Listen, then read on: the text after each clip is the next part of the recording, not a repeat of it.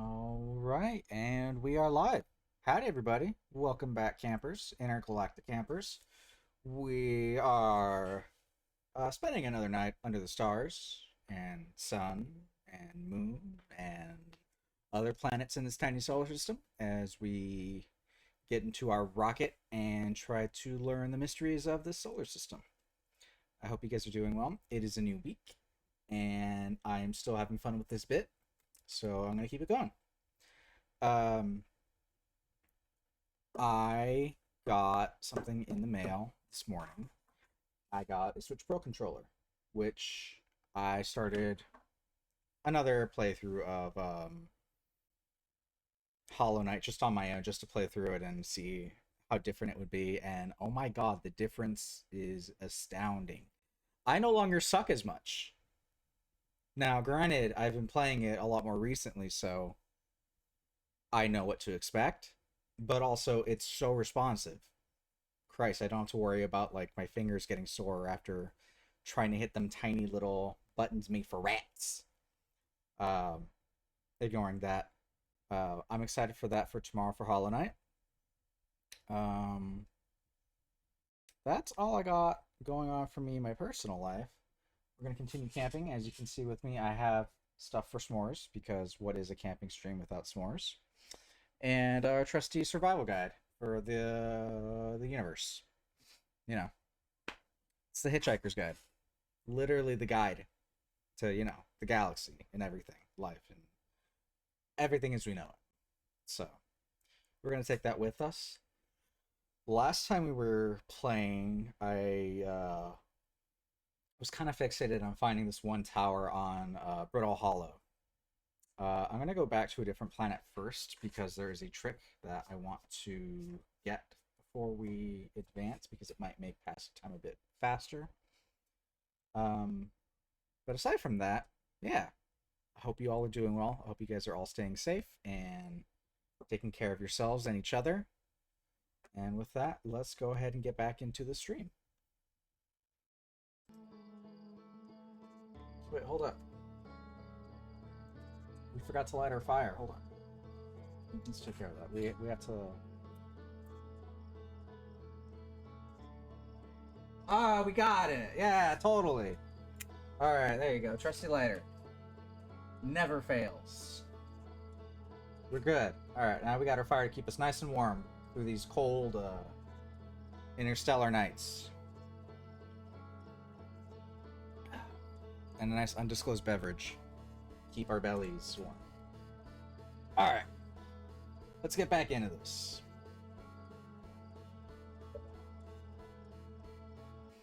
All right.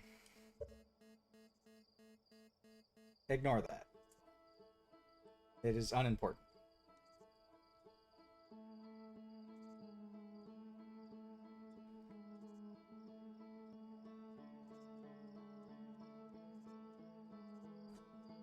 Hello? Hello? Okay. Um, that menu wouldn't go away, so let's try that again.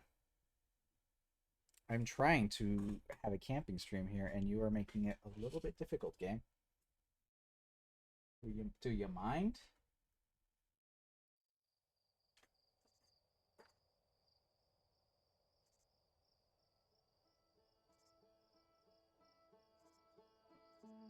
Yep. Yep. There we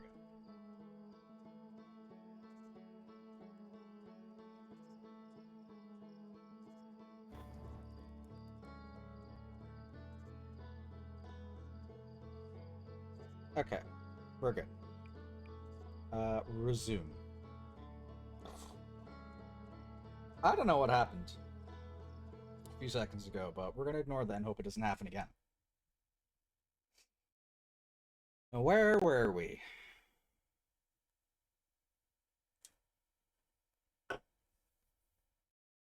Ah, yes. The horrors of living and waking up. All right, then. Let's go, campers. Back out into the unknown. Do I remember how to fly?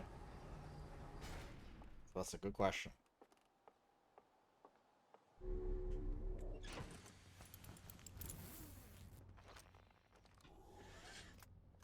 Alright, our goal is going to be... We're going to go back to Giant Steep. And why, you'll soon see.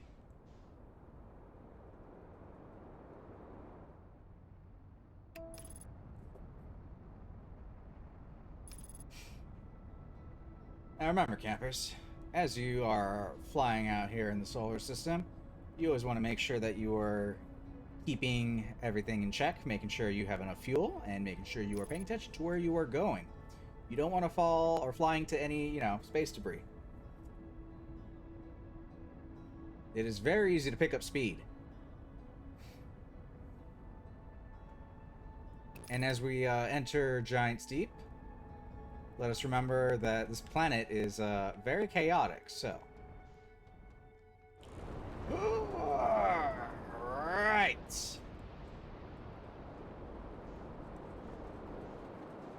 Just who I was looking for. Gently. Nailed it. Gabbro! Gabbro. What is up, my dude, my guy, my man? Gabbro. I was hoping you'd be back. Something really weird is going on. Do you think we're in a time loop? We're definitely in a time loop. Oh, yeah. That makes sense. Cool. You're taking this pretty well. Right back at you.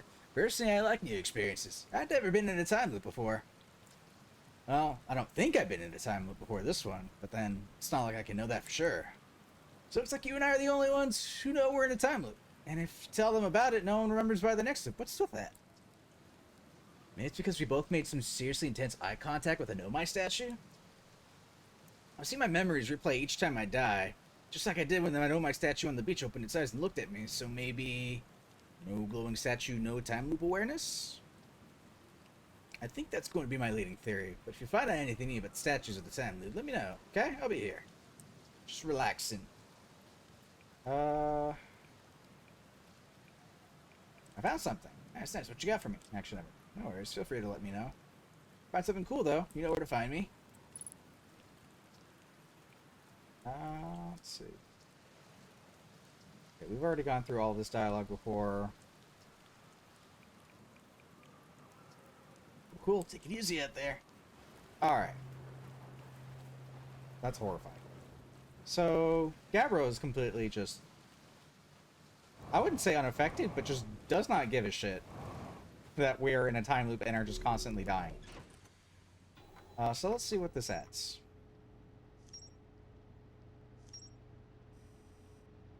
Okay, well this has nothing to do with what we were just talking about, but that's okay.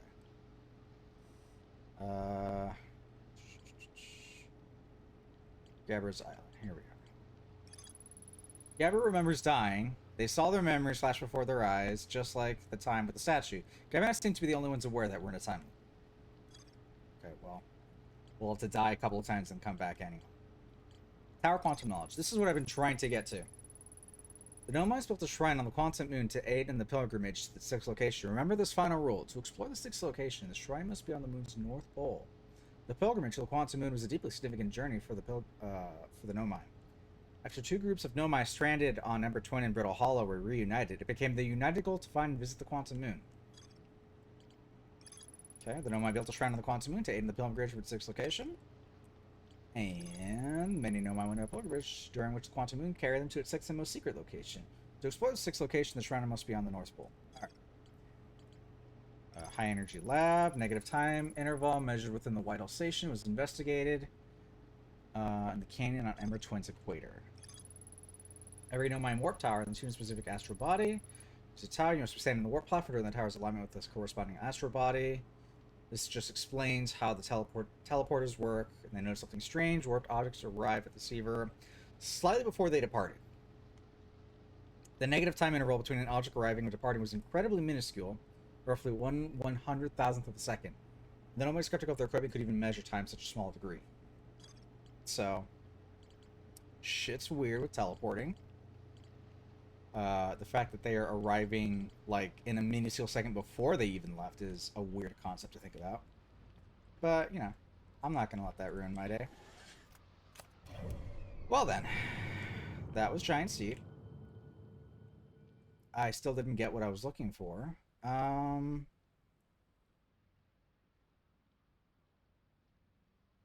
gonna give... Let's go explore somewhere else really quick. We have not actually been to the Hourglass Twins yet. There is another friend there that is waiting for us. Another camper, another counselor, if you will.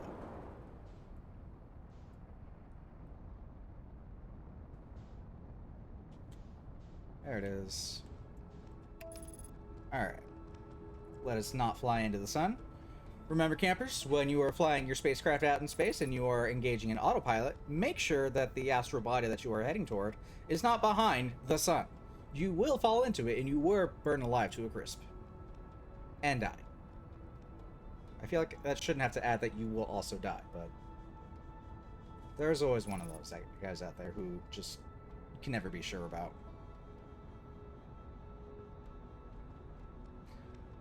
Alright, campers, we have arrived at Ember Twin. Mine the sand. And there's the other escape pod.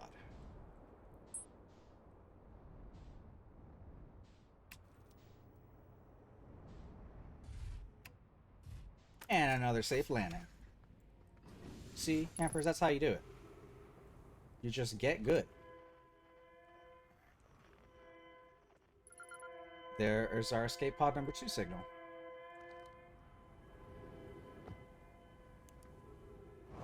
Let's see if we can get any extra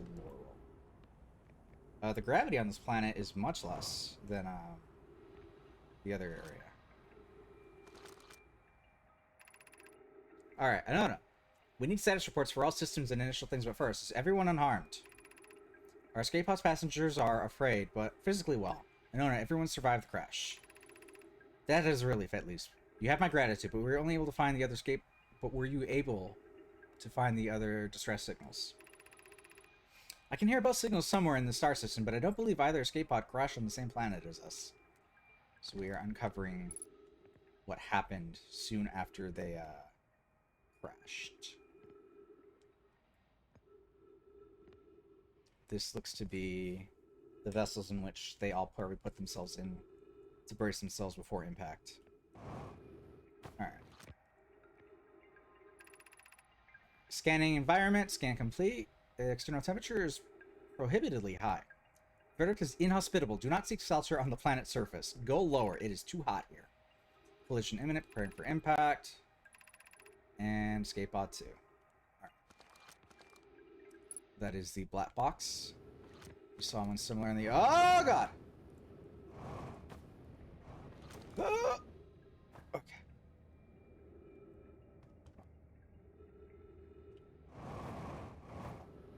Ow.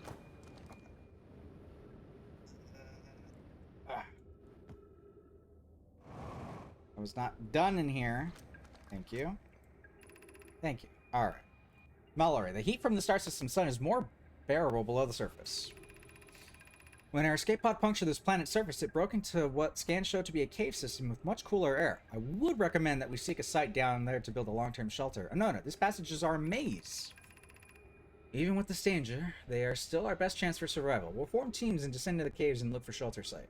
We can mark our findings on the walls to avoid becoming irreversibly lost.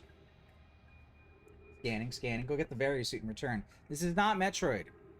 Although, that would help. It would help us not melt by crashing into the sun. That would absolutely help. Be cautious, everyone. And be aware of the sand you search. It appears to be rising gradually. Alright. So, if you campers find yourself on an inhospitable planet, try seeking shelter within the planet. Perhaps it'll have a cooler temperature. Escape hatch. What do we got here? Keep moving, friends. There's nothing interesting at the end of this passage but rocks. And while these rocks are interesting, they can wait until a less urgent time. Yes, you guys are fresh from a crash landing. Do not follow this tunnel to its end. Colis and I will examine the horror that lies at its terminus later, provided we live through this. That's fair. Alright, so let's retrace their steps then. We have found an enormous cavern at the end of this passage that appears promising. I believe we could construct a long-term shelter there. The cavern Melloray found is a wise choice for shelter. Could you mark directions for the others to follow? This is the start of a path to the shelter site. I have left directions to guide you there. Of note, we must hurry. The pathway there is filling with sand. Do not let yourselves be buried by the sand, and make sure no one is lost. Oh yeah, sand is filling. So it seems that these two planets seem to be exchanging sand with a gravity pull from one to the other. Okay. What do we got here? Of note, the passage leads to breathable air. Refill your supply tank there. We cannot tell how far or deep these tunnels may wind, but do not linger as the area exposed to the heat of this alien sun. So we'll get hotter later.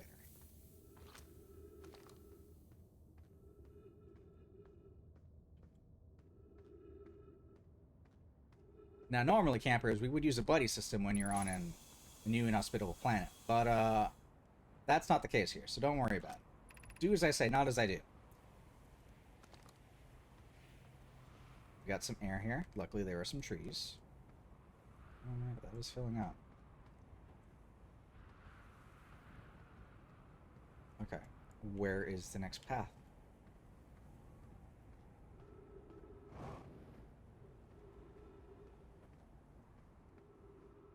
Perhaps it is farther down. Looks like that. Let's go down the other way. Also, campers, you find yourself on a planet with no oxygen, watch out for spiky plants. They may, rip your suit. Oh!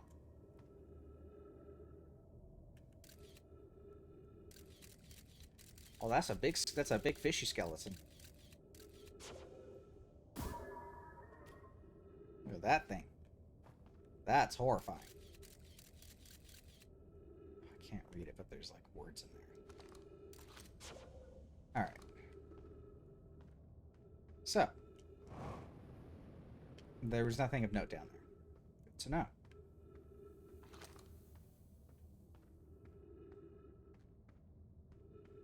Now, where do we go next? Oh, that is a dead end. Alright.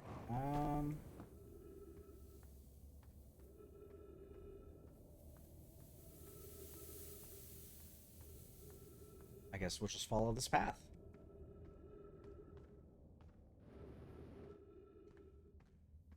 Oh, okay, cool. Signs of life. Very, very rickety scaffolding. But signs of life nonetheless. Okay. Okay. Yep. Got some cactuses there. What do we got here? Alright, the path to the shelter site is somewhat convoluted, so follow the instructions ahead closely. What do you mean convoluted? Why is it convoluted? Wouldn't you want any survivors to be able to find their way easily? To reach the shelter site, walk forward until you meet the sandfall at the pit. Then turn left, continue in the room filled with rock column foundations, and climb upward through the opening above them.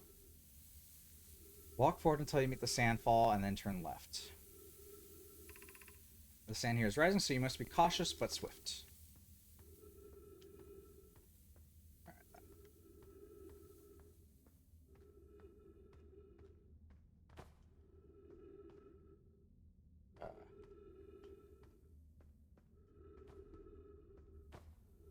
Part 1 already failed.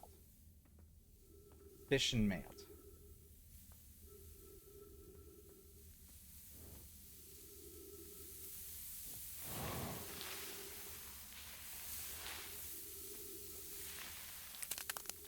Oh, I think we've been crushed. Oh, we definitely got crushed. That was brutal. Okay, so we took too long. So, note campers, should you find yourself in a cavern that is filling with sand, don't carelessly walk forward and waste time. You will get crushed and you will die. Well, that chip that we heard cracking was our brain. That was our skull. Our skull became the chip, and our brain became the guac.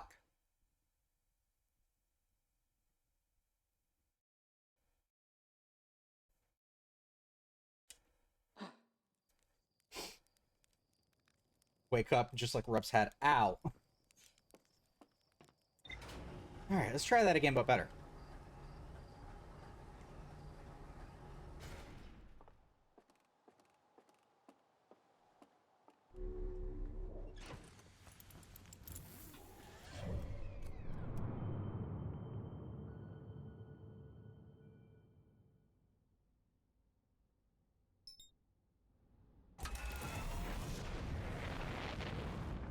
Currently, the Hourglass Twins are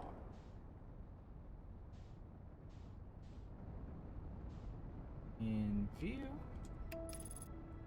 Hopefully, we won't run into the sun. Alright, autopilot engaged.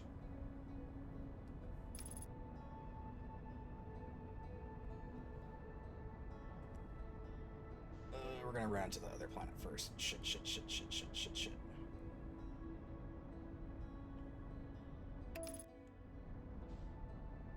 Okay, we're good. All good. Where is the... Oh, God.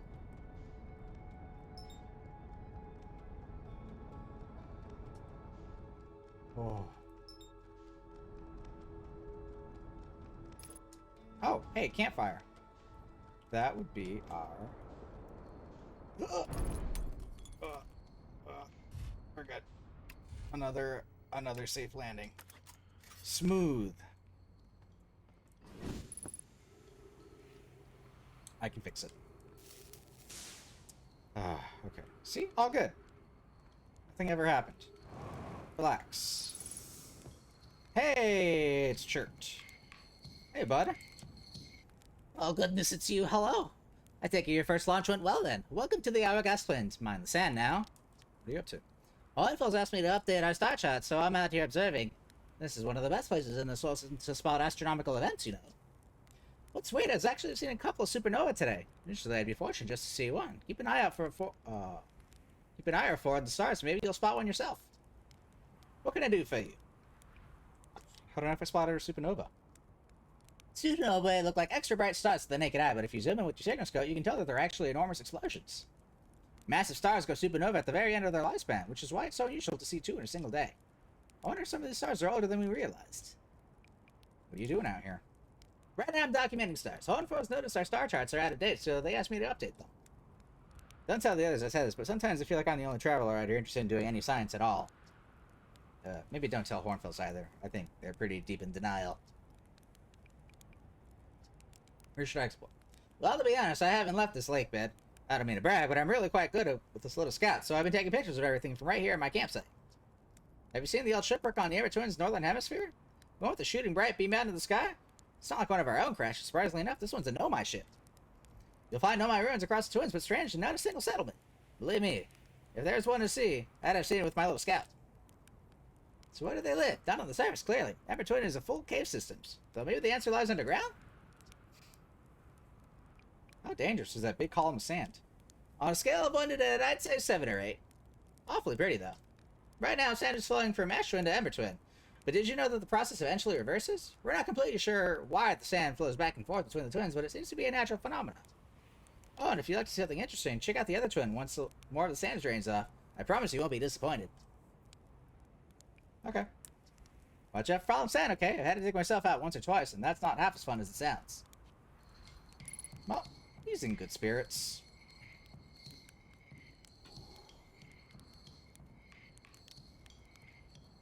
Ah, yes. Roast the marshmallow. With the sun in full view. Ah, damn it. Fine. Crunchy. Okay. Well, that looks interesting.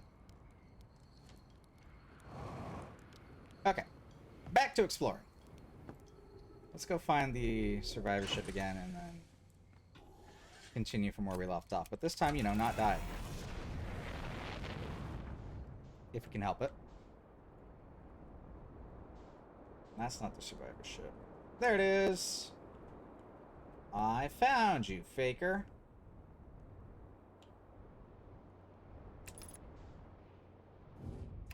Nailed it. Ah, master at landing this rocket ship. Okay. Away.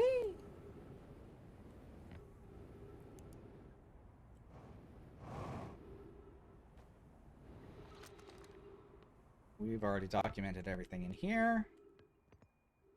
Let's go find their settlements. Maybe we'll find another shortcut like we did with the other one.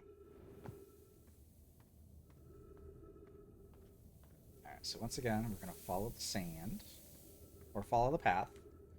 And then I think we'll need to jump into that sand pit again.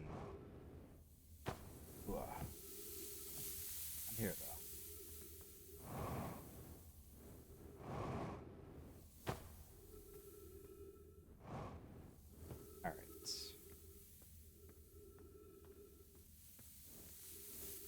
This time, we should have plenty of time.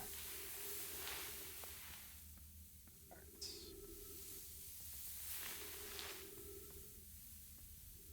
Want me to go left.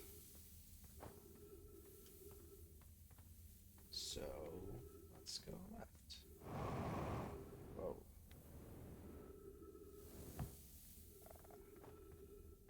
Was I supposed to jump? Oh well, let's keep exploring. We may have a time limit, but I'd say we're free to explore for now. There's nothing wrong with that.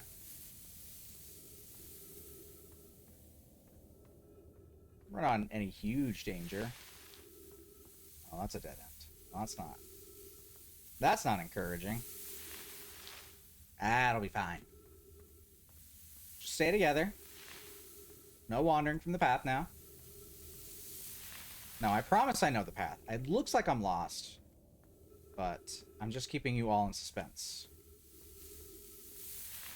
Myself as well.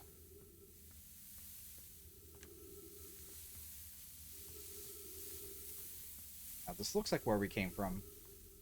But I promise it's not. Shit.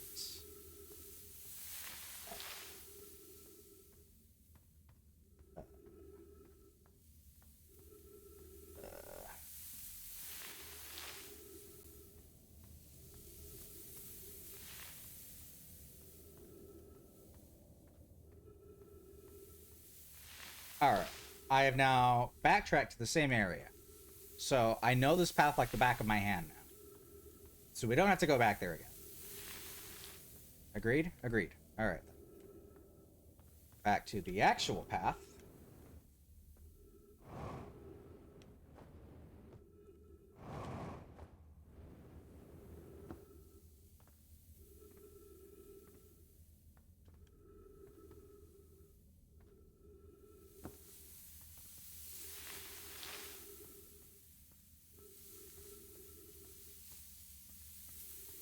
Okay, I follow the directions. Why am I lost still?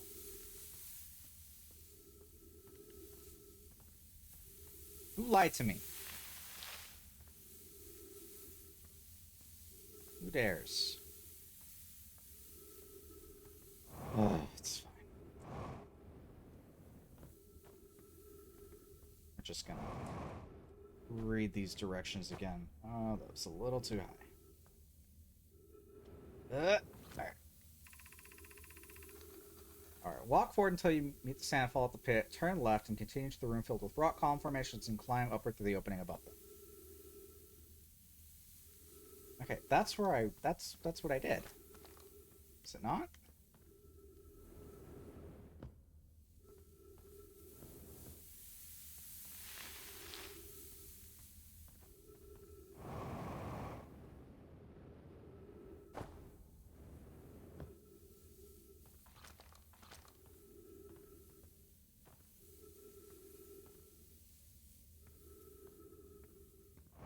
How am I still not going the right way? Stop pushing me down. Ow. Okay. Alright, no stress. We're not gonna die in here. Oh. Well, normally I would be worried about a message like that, but not today. That's for sure. I wouldn't be worried about suffocating in a place like this. Ow. Ow. Oh, god damn it. We're gonna find our way through here. Stop panicking, because you're making me panic. What kind of solar system would design a planet full of sand? What is this, Star Wars? Stupid is what it is.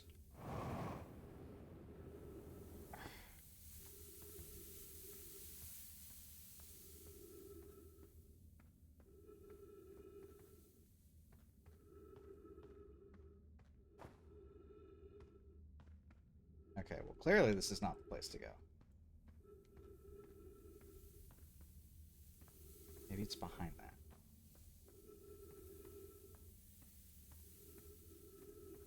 We're gonna find it. We'll do it, we'll find it, or die trying.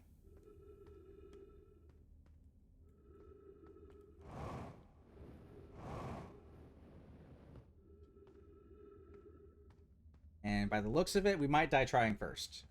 Because we are running low on oxygen. Not to worry, as long as we don't panic.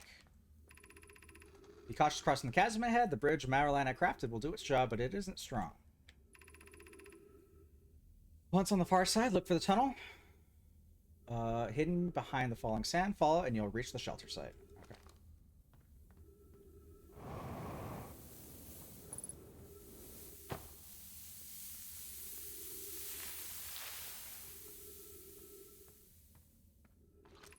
Alright, you're doing well. There's only a little farther left to go now until you reach the shelter site. The rest... You can rest there. Hurry before the sand comes. Okay. Well, I'm running out of air. So I sure hope the shelter site is close by.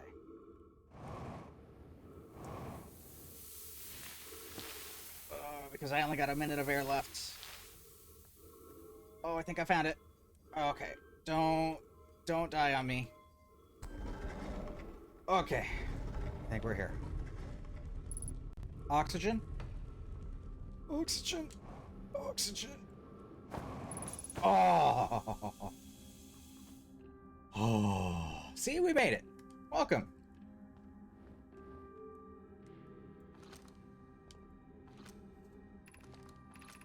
Alright, Anglerfish Overlook District, Stepping Stone District, High Energy Lab Trailhead, and the Ice Shrine District.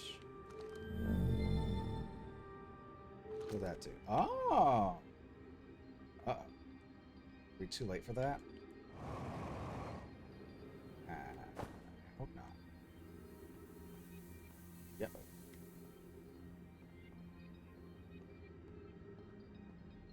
Crap. See, this is what I get for not being able to play any fucking Ocarina songs. If I had the ability to play an Ocarina here, you bet your ass I'd be playing the fucking song a double time. Alright, we're meeting the fish fossil cave to play the game. If you're too big to climb through the Anglerfish Overlook hole, you'll have to go the long way, but it isn't far. Go to the Stepping Stone Cave and then go into the Fossil Fish Cave. So we'll have to go to Stepping Stone Cave to get the Fossil Fish Cave. Try going to the Fossil Fish to the Stepping Stone Cave, but I couldn't find the entrance. Where is it?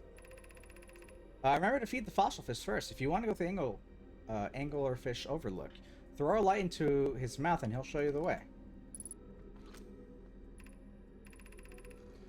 Tackett can't fit through the Anglerfish Overlook owner because he's grew bigger. He's taller than Levy now.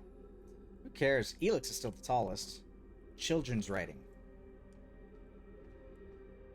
Silly kids. This is getting a little tight. Uh-oh. Oh, I think we just died. Oh, crap.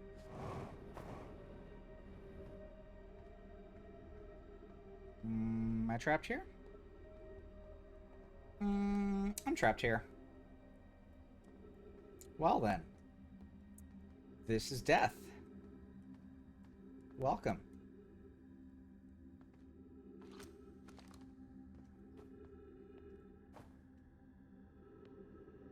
Well, I would have liked to have explored more of this loop, but it would seem I took too long.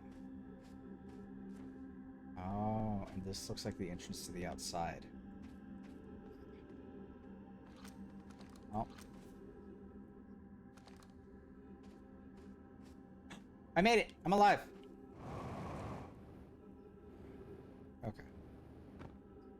Let's get some more information before we die.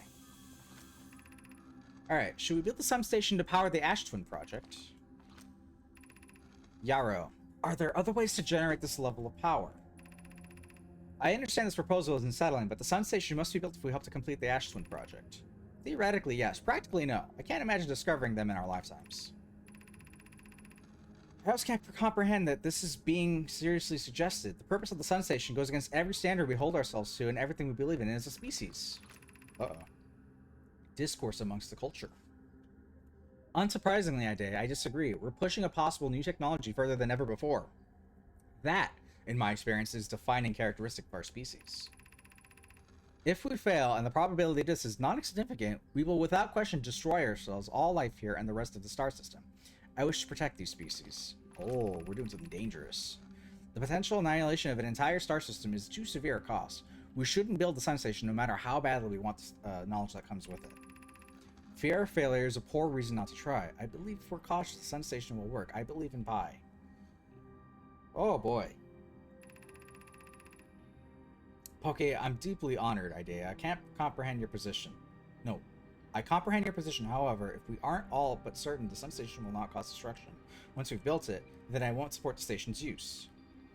Alright, so the Sun Station sounds like a very dangerous idea to the point where it could eradicate any species in the star system.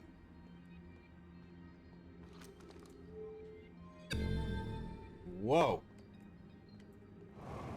That was very loud and scary. Alright, let's do this thing because the sand is rising slowly. And any artifacts or information in here is going to be lost pretty quickly. Oh, that looks like that. Oh, fun.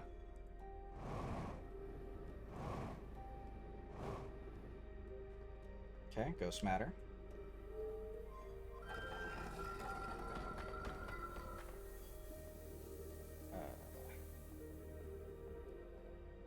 Is there anything accessible here? Yeah, I see the Ghost Matter. Don't you worry, I see it.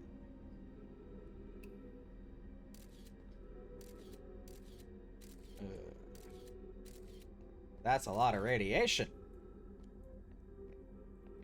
That's a lot of death.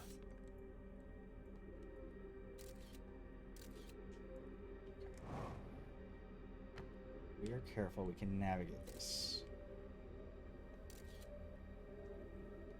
The question is, why would I want to navigate this? Oh crap, well, whatever my reasons are, I better figure them out soon.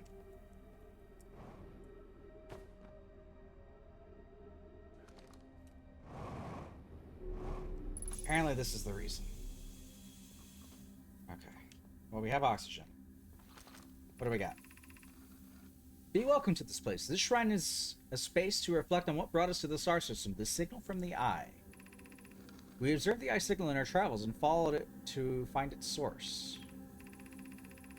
We know this. The source of the signal, which we have chosen to call the eye of the universe, is older than this universe itself. The rest we have yet to learn. Enter and open your mind to its possibilities. They are so in it here with this Eye of the Universe thing. It's starting to sound like a cult. If the eye called to us, why wouldn't it reveal itself? Why is it so difficult to locate it? I guess in a sense because they are like a science-based species that is like focused on travel and discovery. Finding something so potent and important as like something that gives them knowledge of the universe would necessarily become their religion. Did the signal stop? Did the eye no longer desire to be found? Perhaps this isn't the eye's choice. The eye may not be able to communicate with us and has more than it already has. Did something happen to it? Who knows?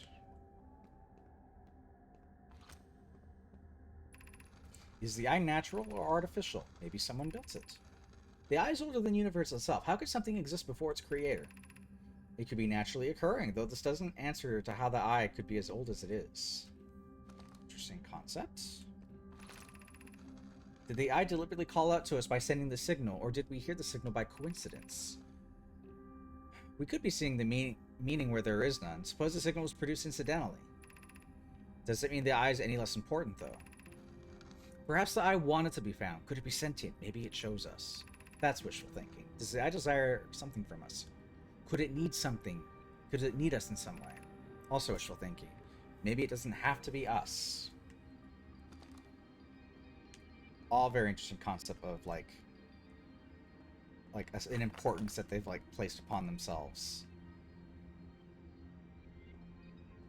to discover this eye of the universe and what its importance is. Am I stuck here? Stuck here. Super stuck here. Aha, I would like out. Oh, well. I guess that's it for me.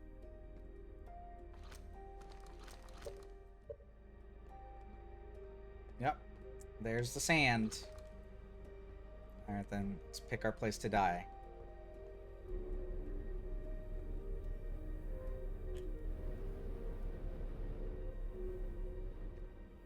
I guess I'll die here in this room.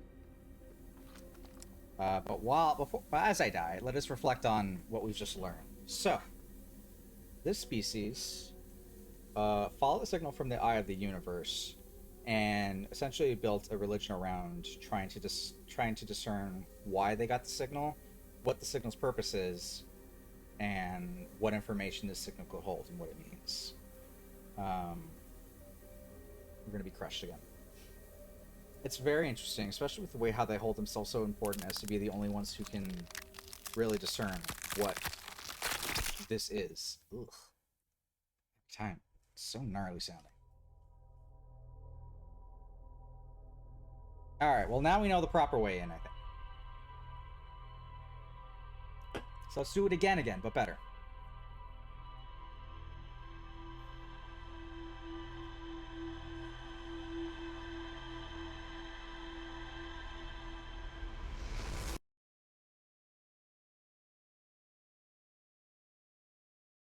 Like, in a real sense, it would be interesting if we could discern, you know, what the purpose of life and the Big Bang and the universe and what it all means. But ultimately, I personally find it irrelevant because I don't think there's any reason for it. I think happenstance is just how we came to be.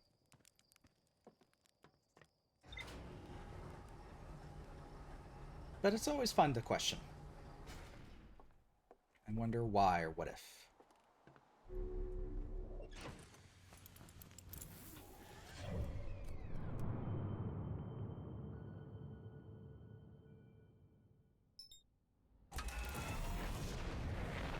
Punch it!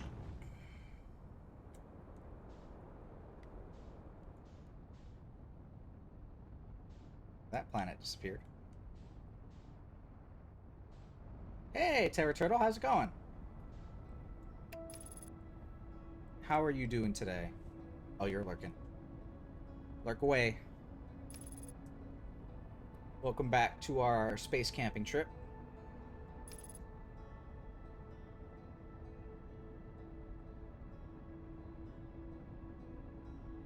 Now, I hope none of you are claustrophobic or have any fear of, like, being caved in.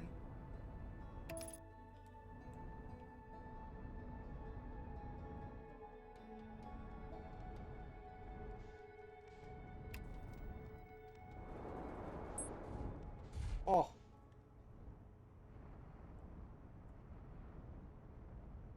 Goodness, the gravity here is so light.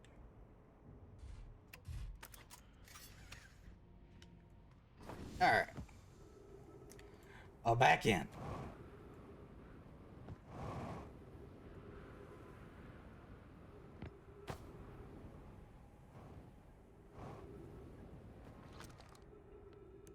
Turn on our lights. Round 3. At this time, we sort of know where we're going.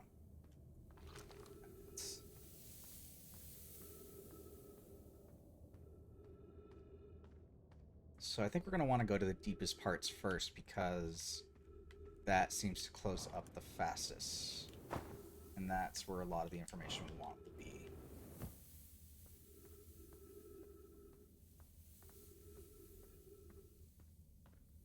See, I completely walked by this last time.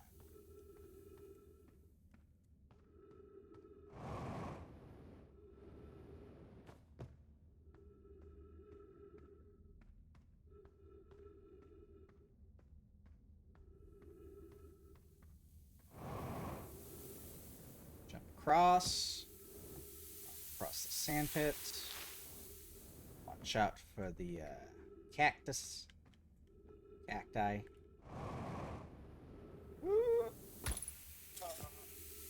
Okay, we're good. Oh god, we're losing air. Okay, we're good. Alright, welcome back. We found the settlement. Boy, I can't wait to tell Chirp. Rub it in his face that I discovered it, not him. What we got here?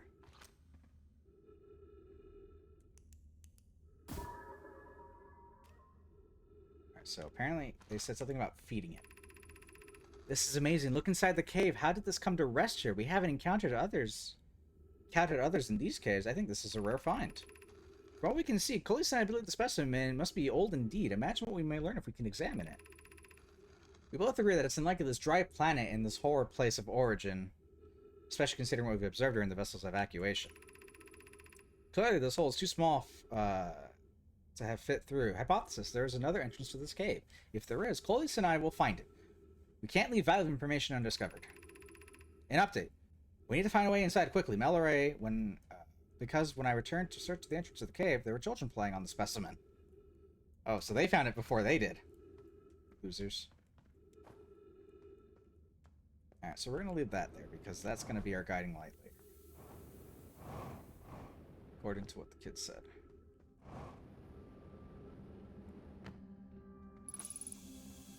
Oxygen refill. God, that sound. No, stay up.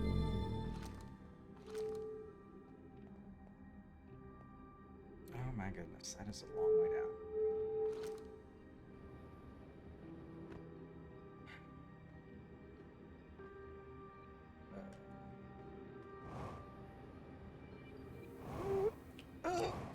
Ow. Okay, we're good. We're good. Alright, let's follow these lights here. Jeez, look how deep the settlement goes. That's so cool.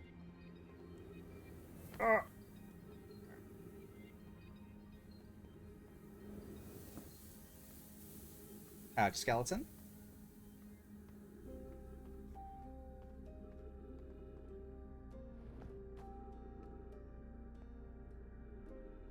Lots of ruins of old homes.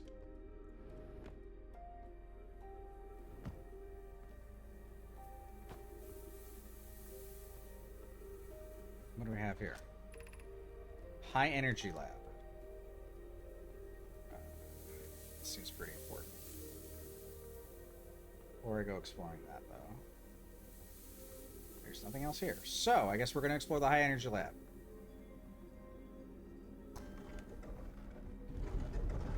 Okay.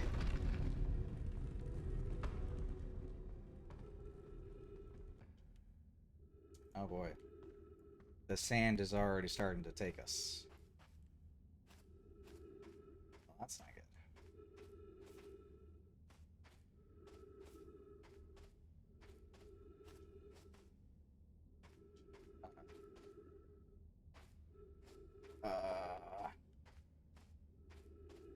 Anxiety rising.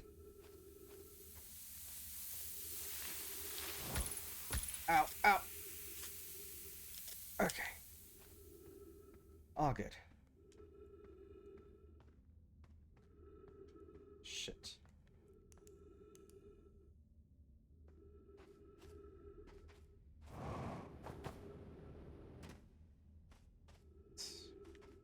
We just need to be quick and swift and not turn the wrong way. Because there are spikes and cacti, excuse me. Proper plural. Oh, okay. Alright. High energy lab. Let's go.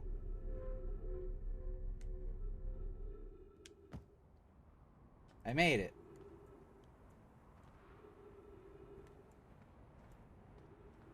I made it? Ooh. That's not good. I sound like I'm close to being outside. I am close to outside. What the hell? Huh. Alright, well, before any more sand starts to fill up the place, let's get a move on.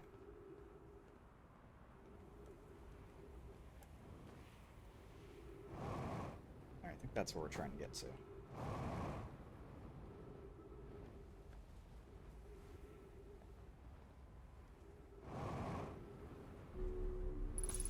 Nailed it. Ah, it's good to be good. Alright. Is this the high energy lab?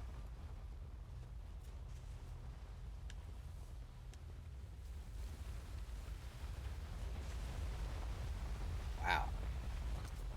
Alright. Records show Nomai arriving at the warp receiver on Buddha Hollow very slightly before departing from the Whitehall station. Remy and I are devising an experiment to test if this is a real phenomenon or simple machine error. In theory, what we want to try to reproduce is a negative amount of time elapsing between something entering the black hole and exiting the white hole at its destination. Initial things first. Our experiment setup will first pair a small black hole core with the small white hole core to mimic the setup on Whitehall Station. Alright, so we're going to do an experiment to figure out why this happens. Hypothesis. It is possible for an object to exit a white hole before entering the corresponding black hole. Fucking bizarre. Like, I guess intent predicts that you will do it, and then you will show up. I've got a scroll here.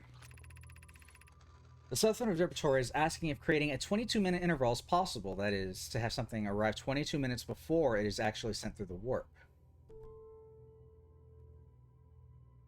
A 22-minute interval. Huh.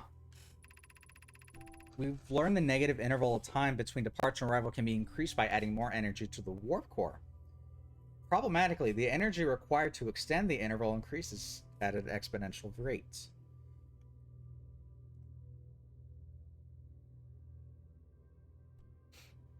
Huh, so they can increase the interval of time between something arriving and departing by adding more energy to these black and white holes. Hypothesis. Creating a 22-minute long interval is possible, but we are currently unable to generate the necessary energy. The energy is currently unavailable, you say. You're a gas pie. My pun was intended, Remy. I believe it's you who's aeriform. We're doing puns again. Jesus Christ. Remy and I believe it would be necessary to invent a new method of producing energy, a thrilling but enormous undertaking. We would also require advanced warp technology to be able to handle such energy.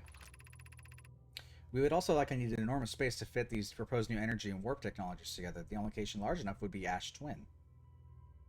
Interesting.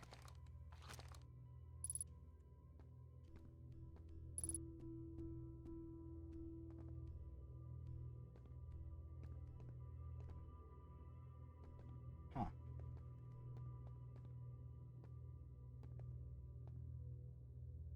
Interesting.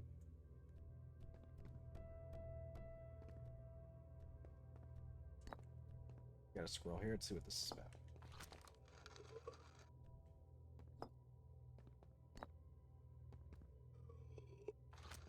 Alright, what are you nerds writing about?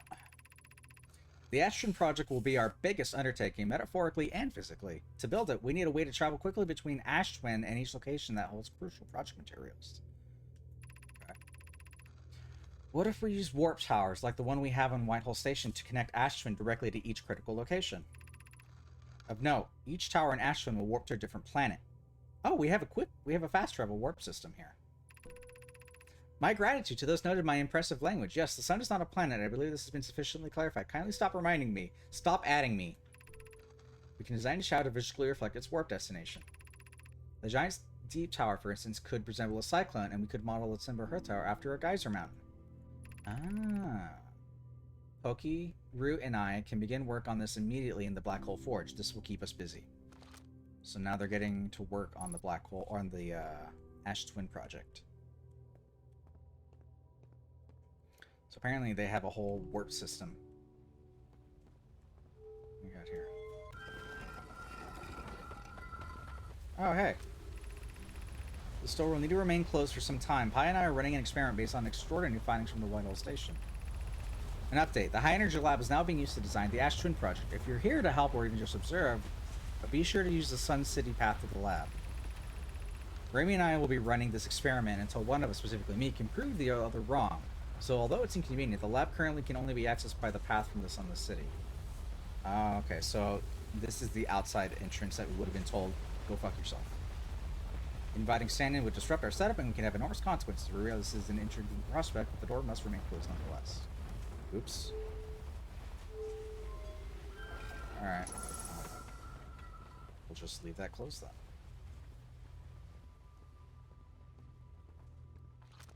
Well, that's neat. So each of these corresponds to a different planet then. Ugh. So this is probably Giant Steve, because that looks like a cyclone. I don't know the difference between these two. This looks like the Ash Twins. And the sun. I don't know.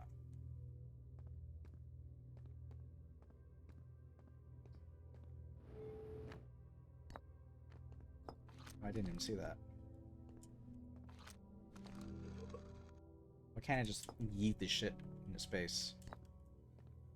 Alright, more nerds. Let's see. An update. Our experiment here reproduced the anomaly in our arrival and departure times. But Pi is unconvinced it is more than an equipment error. I hope to strengthen the effect to render it visible to the unaided eye. To that end, we've decided to try adding more energy. I imagine the Sunless City's energy supply should prove sufficient. Of note, Yarrow requests that we let him know before we reroute energy to the experiments. Oops. I'd hate to leave him in the dark, but all available energy has been rerouted from the city to our equipment. Remy and I are about to run a new test. Hypothesis confirmed. Hypothesis confirmed. Pi saw it. I saw it. Hypothesis confirmed. This is beyond extraordinary. This changes everything. What a beautiful day for the intersection of abstract theory and practical application. So they figured it out. Whoa.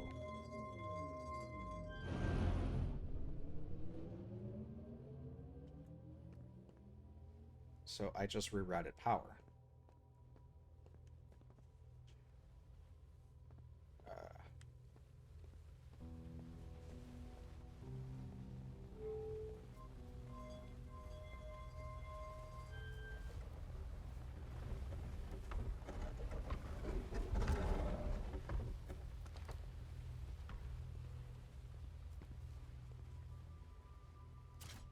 So here's a white hole.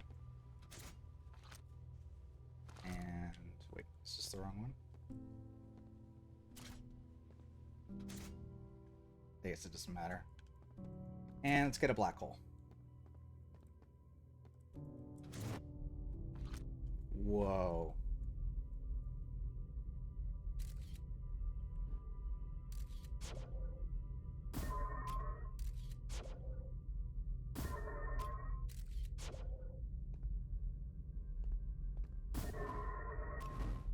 Whoa.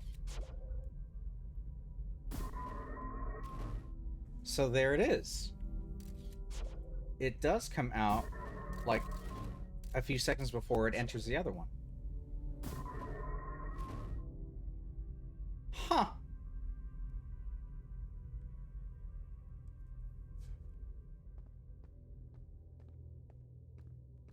Well, what does that mean?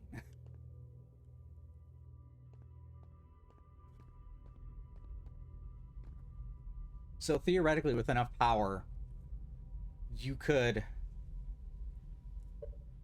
So theoretically, with enough power, you could put two holes next to each other and then plan in 22 minutes to go through that hole, and then after a minute, your other self will come out, and you'll see yourself, and you'll both be occupying a space at the same time.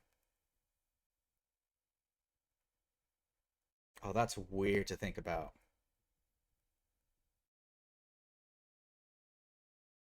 But then wouldn't you like mess with like time if you decided to not go in after 20 minutes?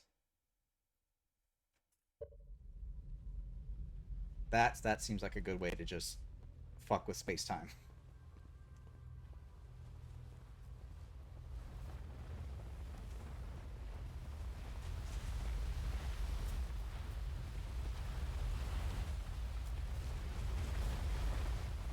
Oh, and there's all the towers. Interesting. Okay. Well, before I do a specific thing, let's look around and make sure I'm not missing anything else. Any other important details? I guess we're good. Alright.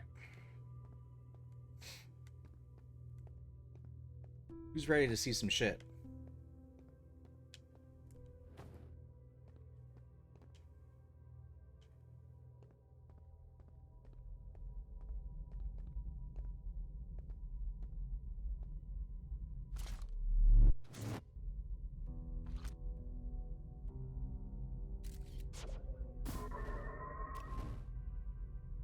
So, based on the idea, the principle that I just put forward of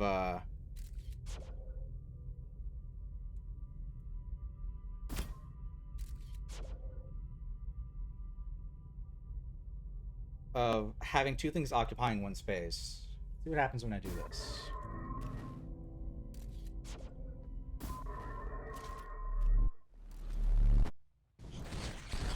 Cool.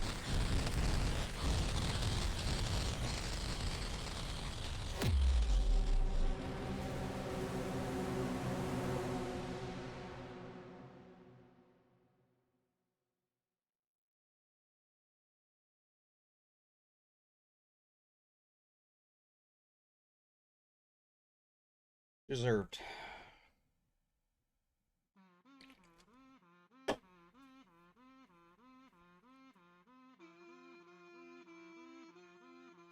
And we get a credit roll with a kazoo?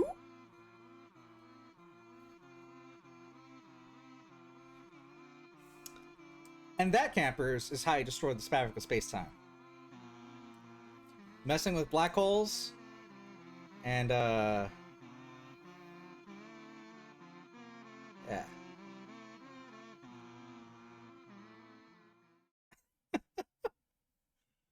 That's a great Easter egg.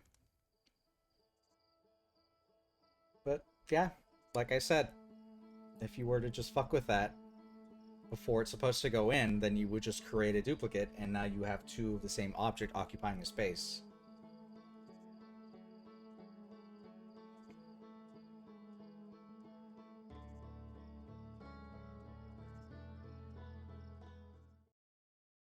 Alright, Amber, let's go back in there.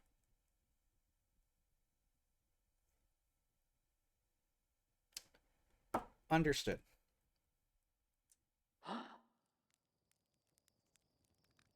Cool. Universe still intact.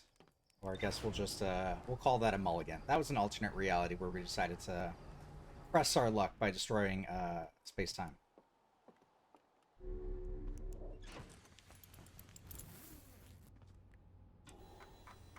Alright.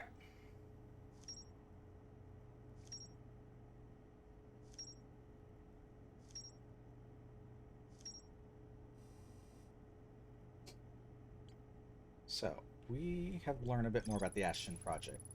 The Nomad plan to construct technology capable of producing a 22-minute negative time interval on Ash Twin. The central chamber inside Ashton was physically sealed off by an immensely thick protective shell.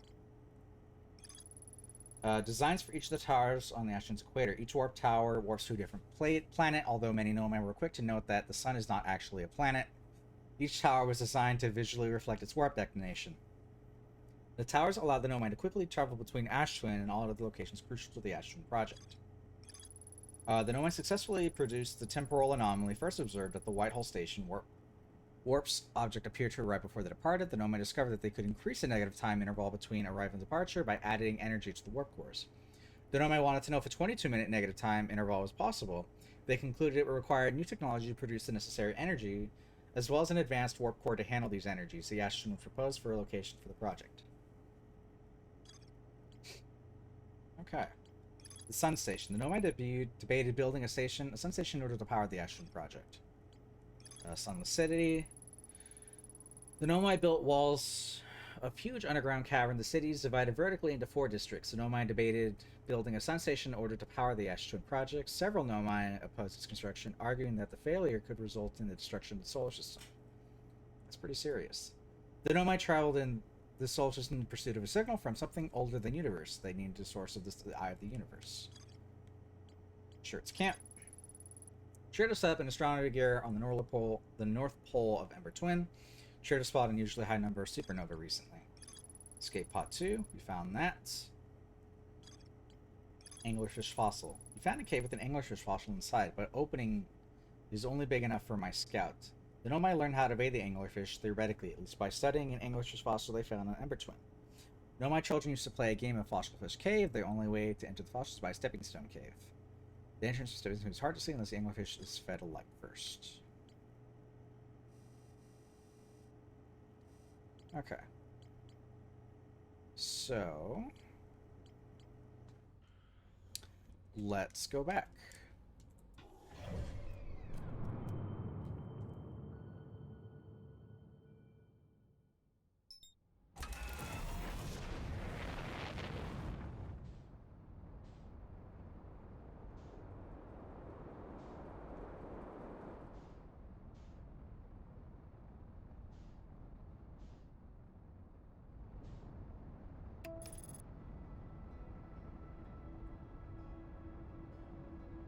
Oh god, don't crash. Okay, we're good. Whew. I wanted to make sure we didn't crash into our own planet first. That would be bad.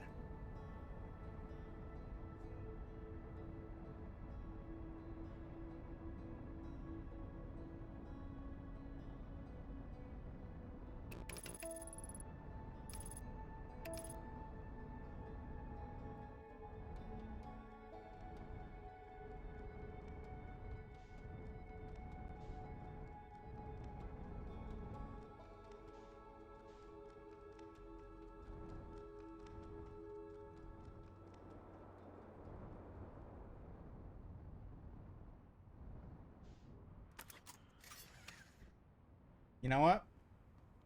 Close enough. Not my best parking job, but honestly, not the worst. Hey, Mickey, how's it going, my dude? How are you doing? How are you doing this fine day? How is your wife? We are exploring a planet very close to the sun that has sand constantly pouring down it. And we are on a time limit to get to the city before it fills up with sand and we suffocate and die. But I hope you are well. Also, you missed it, but like, I don't know, 5 minutes ago, we just ended the game by destroying the fabric of space-time. Doing well, just getting things ready to get back into streaming. I'm doing well, man. I had a pretty good day. I bought a Switch Pro controller finally. So Hollow Knight was proven to be a bit easier with having a better controller that does not hurt my thumbs from the tiny buttons. So I'm happy about that. And the battery on it is really good. Oh no. Oh no. Oh crap. Oh god. Fucking hell. Damn it.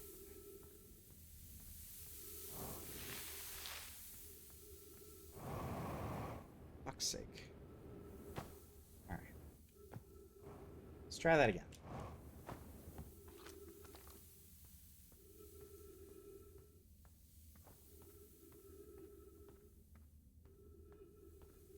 Sand is heavy and will just weigh you down. Right.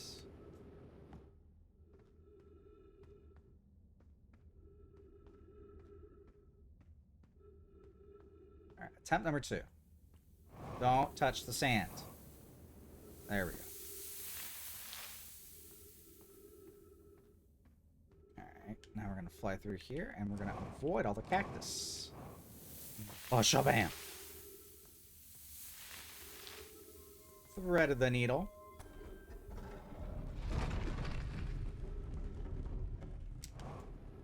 And alas, we have made it. We have returned. We are back.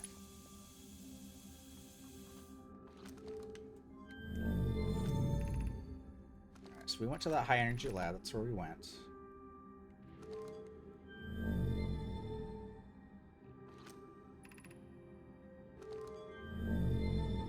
I think I forgot to feed the anglerfish. Ah, shit.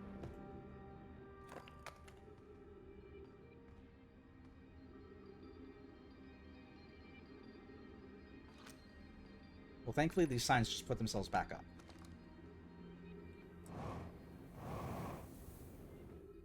Okay, here we go. Alright. Now that the anglerfish is fed, let's go to...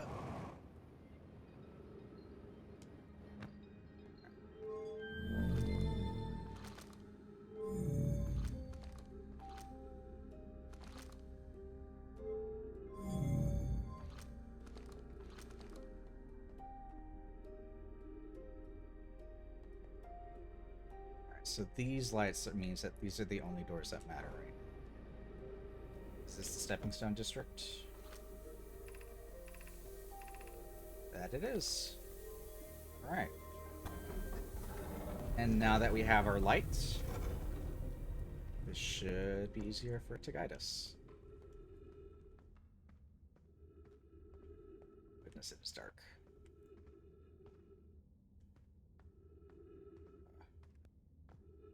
A little spooky, I'll add.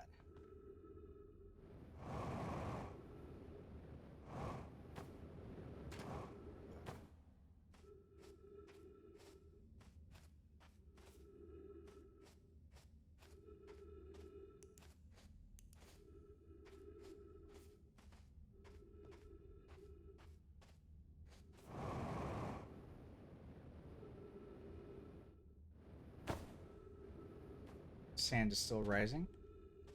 Noted.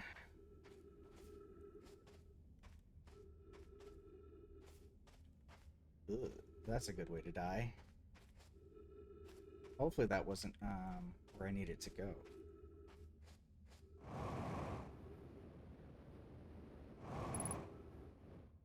Oh, cool. I totally don't need that or anything. Shit. Shit. I think we're boned, gang.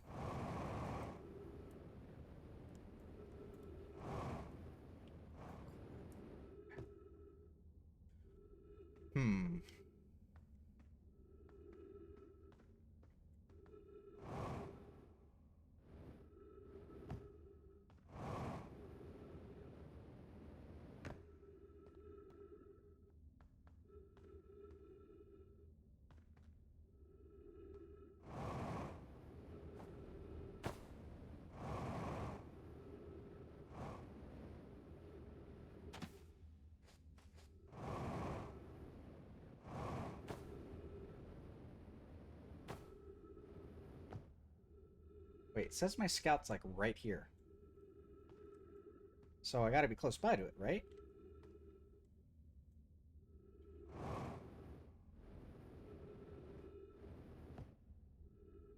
I found it! Haha!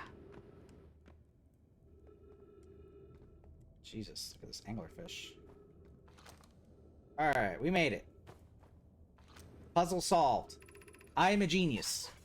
Whoever was it when we last ended it is the anglerfish. It's a game they played. Rule change. The anglerfish now has to wear a blindfold. Why are we changing it? It's too hard if you can't see anything. Aunt Pie says real anglerfish are blind, so we have to wear a blindfold. The rule stands. Rule update. It's okay if younger kids don't wear the blindfold when they're it. The rest of us will still wear it for scientific accuracy and to make the game more even. The rest of us, the little fish, line up against one wall. When the anglerfish says go, the other fish sneak across the other side. If the anglerfish catches you, you're eaten. Last anglerfish to be caught is the new anglerfish. The old anglerfish gives the new anglerfish the blindfold, it becomes the little fish. Oh, okay. This is called Sharks and Minnows. This is a real game that I played at camp with kids. My summer job. And apparently there is more to do here. So apparently anglerfish are blind, is I think what we're supposed to get out of this. Oh, that's fun. Anglerfish study. The long growth protruding from its head is bioluminescent. Perhaps growth is used to lure prey. Visually, the specimen appears to be some species of the anglerfish in dark bramble. We don't believe it originated from this planet. So it is a guest. It is a stranger here.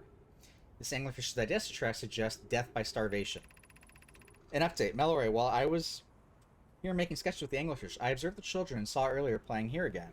They've added a rule to their game that incorporates our research. It's wonderful. I'm entirely delighted. It's never too early to appreciate biology. That's adorable.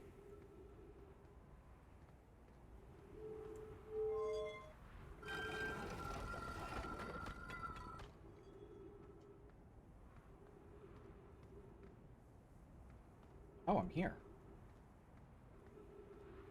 Oh.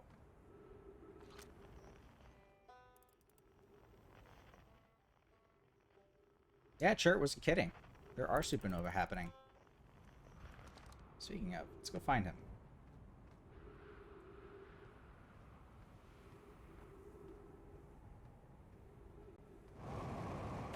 Ow.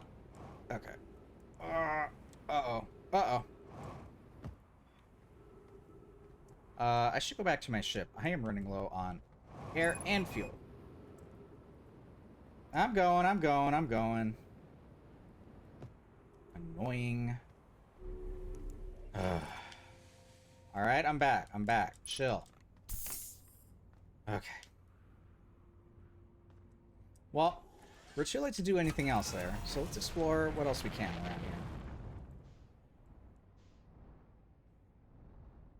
Interesting. Who's this? Ah!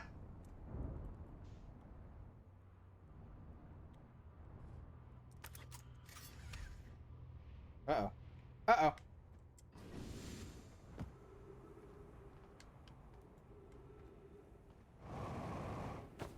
Ow. Ah, made it. Alright, what the hell is this? Whoa.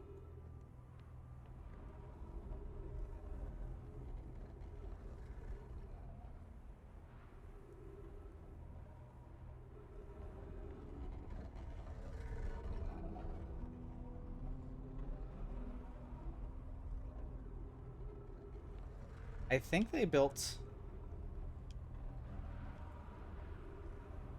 I think they built a tracker for all the planets. And I think this one is the Quantum Moon. Alright, give me the lore. Give me the lore. Where's the lore for this? Okay, well, glad I got my oxygen. Okay, here we go. Here's the lore. Give it to me. This planet sometimes, and only sometimes, has a moon. This is also of note. It appears as if no one is watching it. It disappears if no one is watching it. Isn't that a fascinating orbital characteristic? This is my first time encountering a natural satellite with the ability to vanish when not being watched. We should study it, or even better, we should travel there. Given its reluctance to move while consciously observed, it might be a form of macroscopic quantum mechanics. I agree. Our first step should be determining a method to track this phantom moon so we can always know where it is. I found your note, Melloray. Kindly count me among this moon's admirers. What is happening when it disappears? I doubt it ceases to exist. Does it move to another location? I believe so. Not only does the moon appear around Brittle Hollow, I can confirm it sometimes orbits Timber Earth as well. Alright, so this is them discovering the quantum moon. There it is. And if I look away, it's gone. And then this tracker will find where it's disappeared to next. And now it is orbiting Brittle Hollow.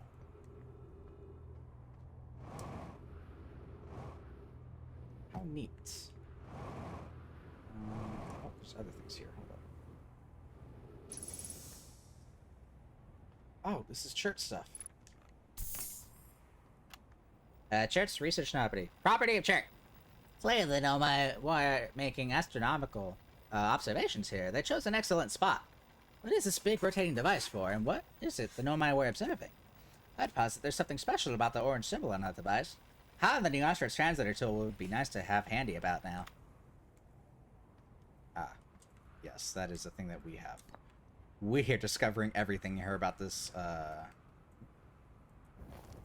previous species' entire civilization culture. Everyone's just like, I don't know. They had 3 eyes, and that's weird.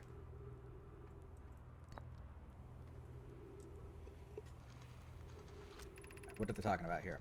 The quantum moon's locator is functioning. We have markers for each place as the moon goes. Anona, Burr, and I observed the quantum moon in orbit around Dark Bramble. I added a marker for Dark Bramble. I thought the locator now accounted for all the Phantom Moon's locations, but sometimes the locator can't tell where the moon is. Perhaps there's a problem with the device? It's also possible there exists a Sith location in the star system to which the Phantom Moon travels. You have keen eyes, my friend, so this moon travels to a total of 5 locations, not 4. Okay.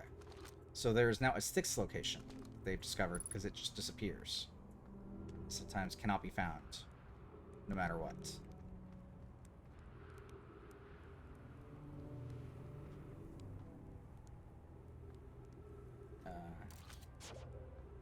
Just gonna go ahead and grab that.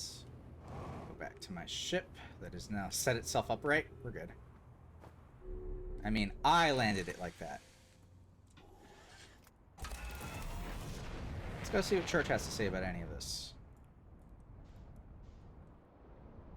Now, there's only one more area in that underground city that we have not explored yet. So, on the next run, we'll check that out. As well as whatever the hell this is.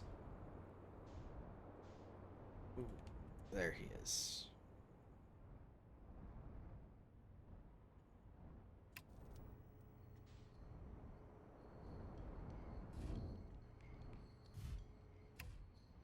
Nailed it. Hey, chirp buddy! I should probably identify who this is. There we go. Hey bud, how's it going? I have a question for you. Was there something you needed?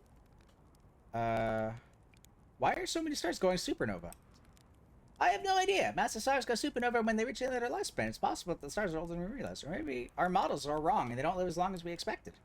Honestly, I'm not fond of either option. If our charts are wrong, what else is wrong? And our sun... No, I shouldn't jump to conclusions. I'm probably overlooking something. That's it. I just need to collect more data. Was there something you needed? I found something. Please do tell. I found your notes on Adel Rock's main crater. Did you? I hope they were useful. The planet I mentioned may have been frozen solid, but just partially made of ice. Like a much colder giant sea. Hard to say. It used to be the 5th planet in our solar system. You'll notice, of course, that there's no such planet now. In its place is Dark Bramble, which, how to put this, grew into space the 5th planet used to occupy. That is, Dark Bramble quite literally appeared out of the center of the 5th planet and began destroying it from the inside out. Eventually, the planet shattered completely, and its shards were flowing across space. Horrifying. Some of these shards collided with celestial bodies in our solar system, such as the Adel Rock, which I believe is the biggest crater we formed. I found something. I found Nomai writing about a hidden planet. Oh, fascinating. I might interest you to know the existence of additional planet is entirely plausible. If you look at the physics of our solar system, it would just have to be incredibly far out there, farther than Harthian ships would be able to travel. And honestly, we don't know all that much about what's all out there. The farther you go, the less we know. As such, it's well within the realm of possibility that such a planet exists. You're taking this pretty well, man.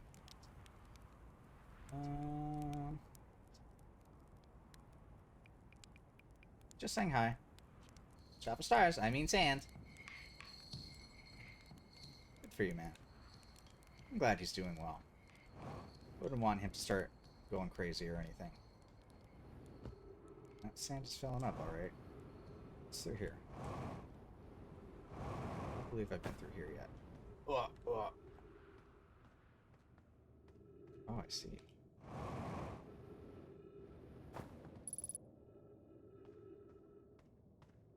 Hello?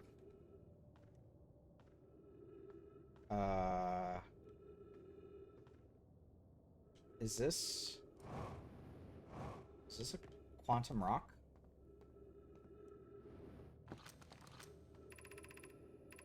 Coleus is missing. He vanished from the lake bed cave, the one at the bottom dry lake bed at North Pole several days ago, and we're unable to find any trace of him. I don't know how much air he had when he disappeared. Oh.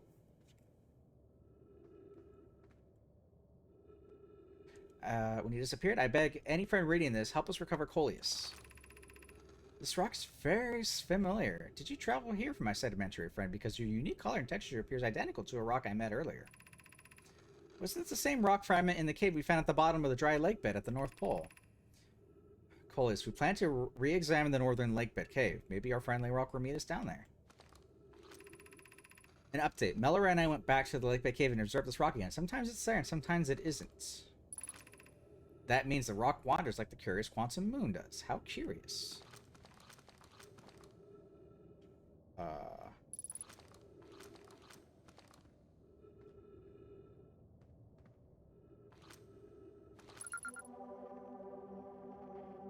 So we've discovered quantum fluctuations. Cave shard. That's a weird frequency. Huh.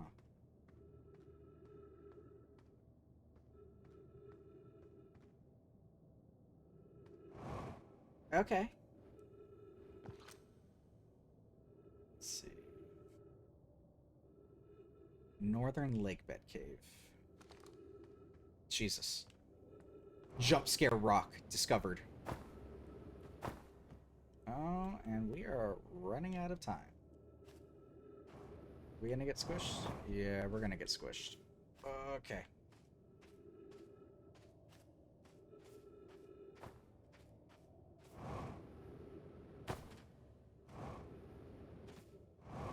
Aha, not today.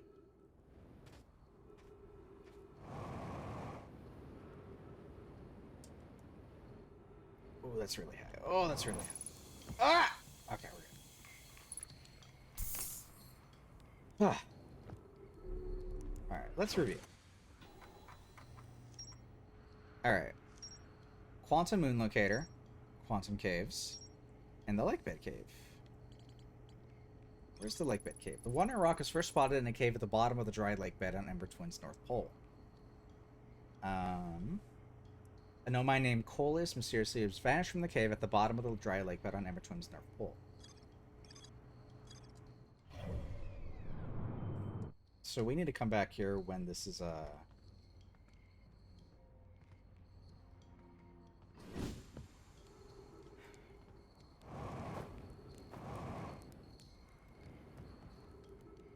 So we need to come back earlier in the time cycle, so that way we can observe more of this. Look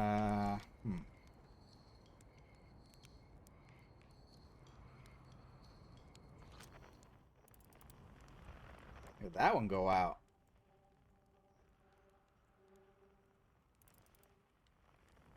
Oh, there's another one. Look at all the supernova. Lots of tiny little fireworks all going off at once. The stars, they're all dying! There have been too many supernova for it to be anything else. We're next, you understand? Our son, by Earth's name, we're next!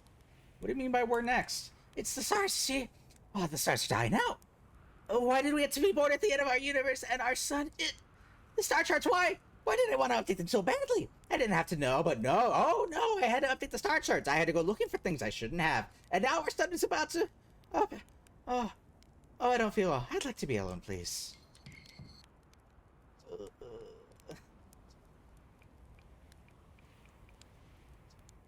I can't believe this. I can't believe this is happening. I won't believe it. Oh, poor Chert. He's not doing too hot. I was waiting for that. Well.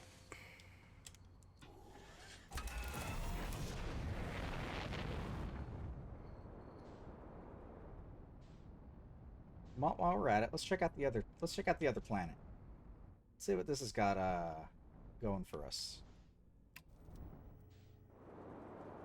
Whoa. Whoa. Whoa. Whoa.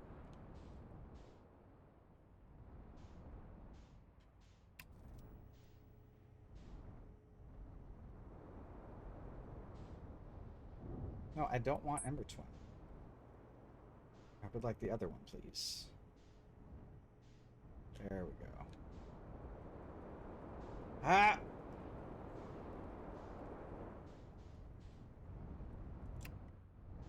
Motherfucker. Oh god, that's the sun. I'm trying to land here.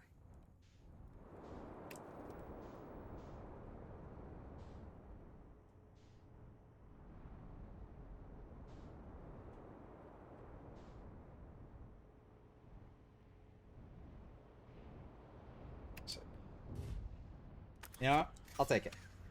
We've landed. Welcome to Ash Twin. It's looking like a dry-ass, craggy-ass rock. So I know what resets the sand falling then.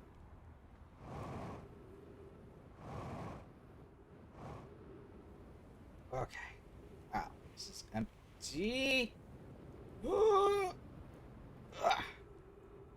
So is this the teleporter then that they were talking about? Oh my god. There's a whole ass Nomai here. Like, oh god. Oh god. That's the sun. That's scary. I don't like that.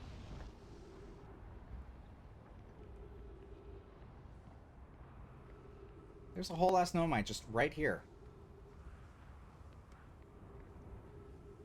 Alright, I think this is the Ash Twin.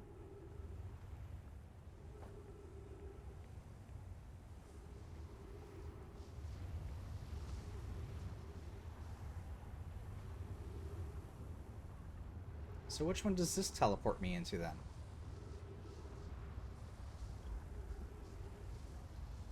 Do I just stand here? Whoa! Yep. Apparently.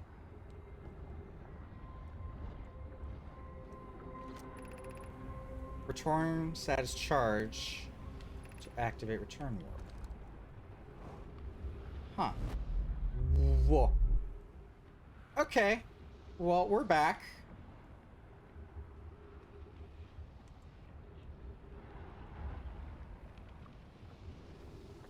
So does this take me anywhere then? Is the question? Huh. Or is the end of the universe about to happen first? Who knows?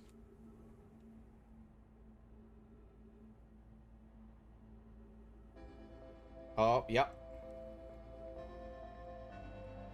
Oh, it's firework time, baby. It's been a while since we had one of these. You know what that means. Put on your sunglasses and enjoy the firework. Singular. That is the firework about to go off.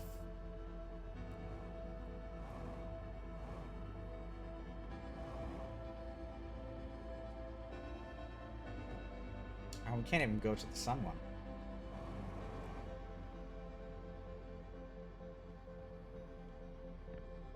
But apparently there's a way in.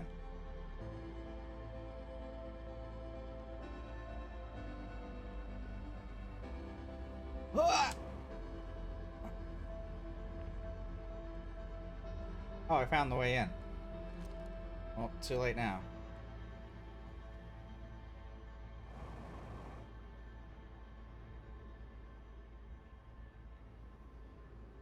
Alright, well, we're nice and close for this firework. Ready for it to go off? I am.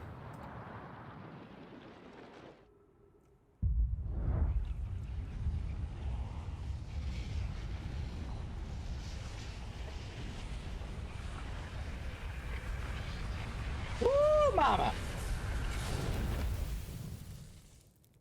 That'll cook your marshmallows. Alright.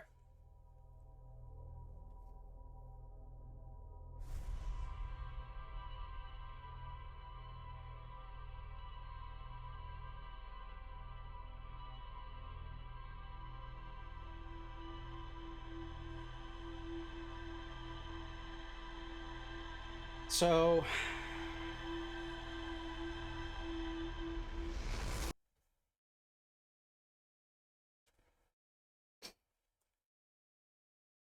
let's go back because there's one more area of the settlement that we have not explored yet, and it could be nothing, but at the very worst, well, it's still enough time for us to kill to go back onto Ash Twin.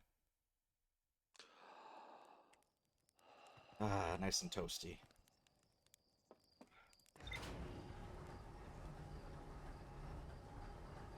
Sure, I'm glad to be scaly and not cooked alive.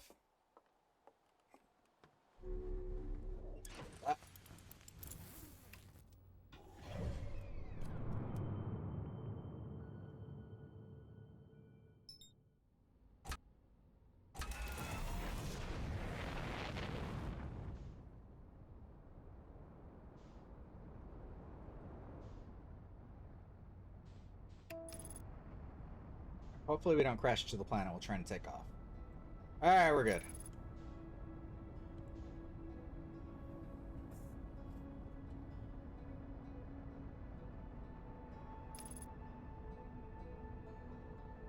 And hopefully we don't crash into the Ash Twin on the way out.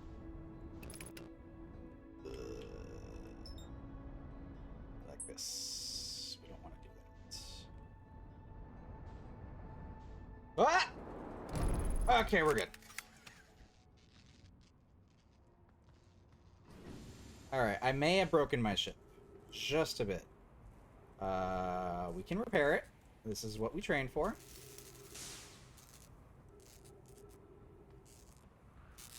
Oh boy.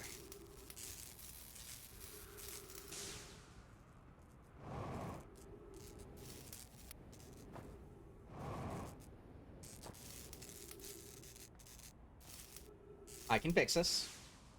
I can fix this. I think we're good. Alright.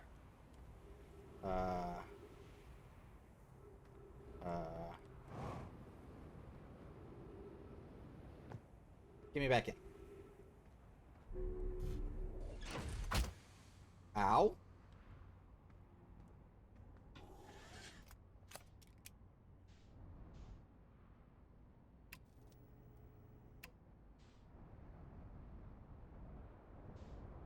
Oh.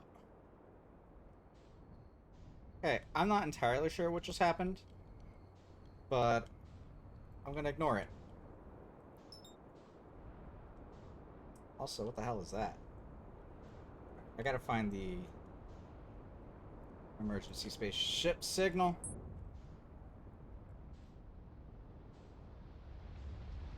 And avoid this!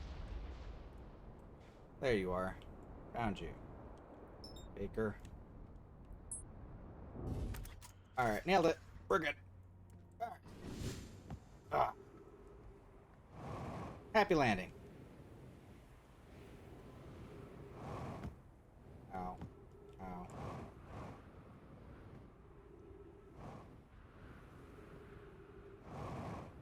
Oh, I need to go through the escape hatch. Just to get through the front door of the settlement. It crashed right in there. Alright. It's fine. Everything's good. I'm not worried. Alright. Hello, Sand. Missed you. Despite you being coarse, rough, and messy. You get everywhere.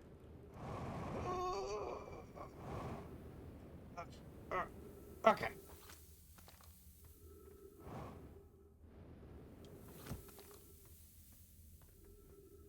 Alright.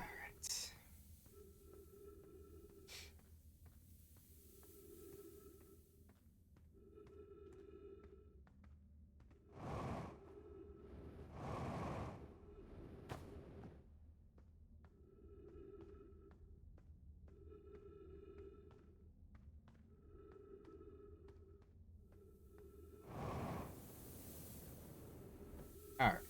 We are back.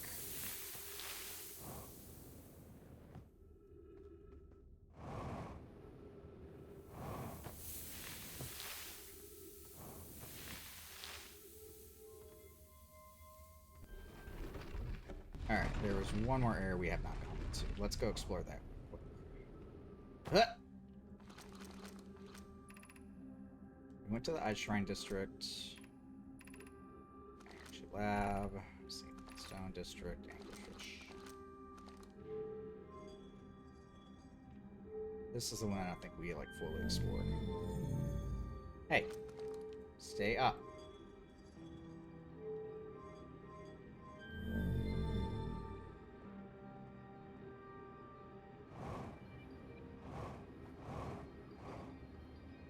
Right, yeah, this is where we got stuck. And there was more things for us to read. Whoa.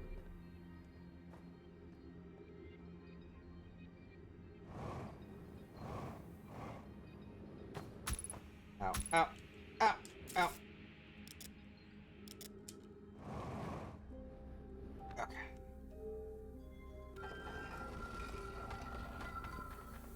Just a little bit of acupuncture. No big deal. Remember how to do this. Let's jump in here, and then here. Here. Careful of the radiation. It'll kill you. Ah! Oh no. Oh no. Oh, okay, we made it. We're good. And there's trees here. Thank God there are trees that need it. Over to this place. Shrine.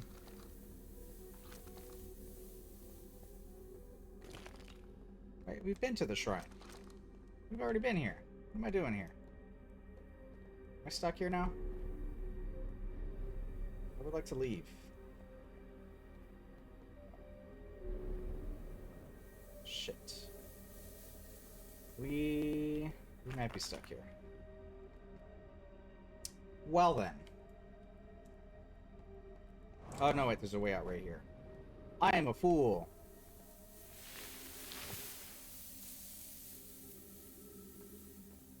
You can't imprison me. Alright.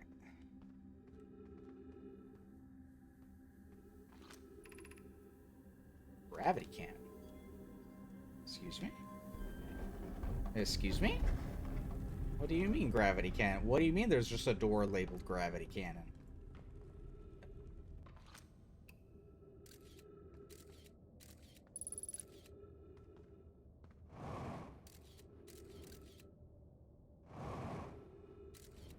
Oh, okay. That's dangerous.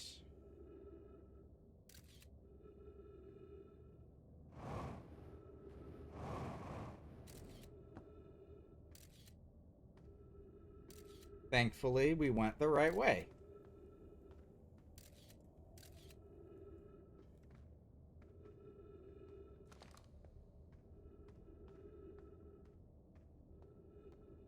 Why is there a door just labeled gravity cannon? I don't understand. Oh! So that's what this thing is. Welcome to the gravity cannon, fucko.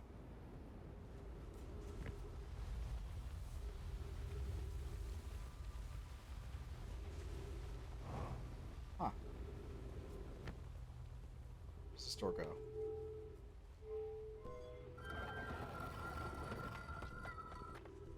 Oh, you're not getting in here, bud. That's what that is. Okay. Tell me about this. The shuttle's currently resting at the Comet. What do you mean, currently resting? Activate the gravity cannon? Or call the shuttle home? You can call the shuttle home.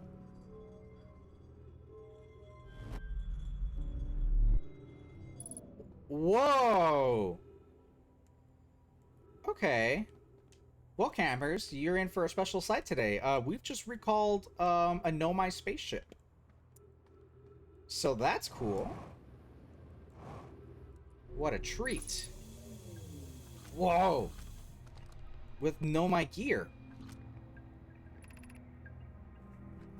And a recording. Clary, I fear our situation may be dire. Hi, Poke and I landed here on this comet not long after its arrival in our star system. Our shuttle's equipment heard strange energy readings coming from somewhere beneath the surface.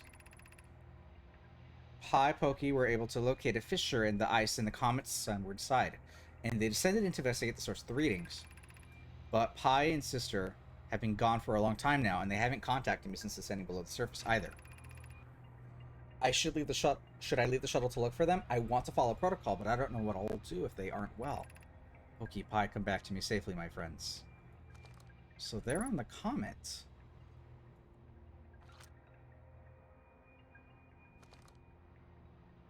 Okay.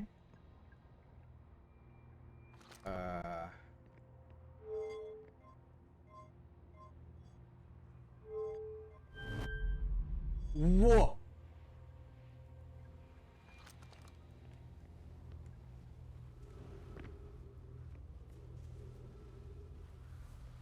Where are we? What did I just do?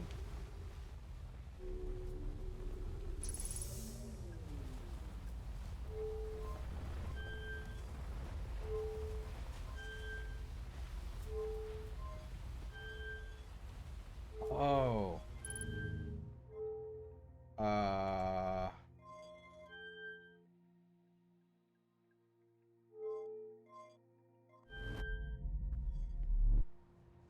Whoa, okay.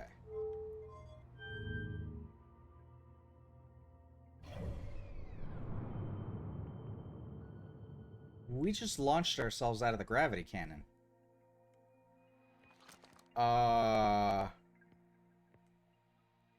We're in space. I'm in space.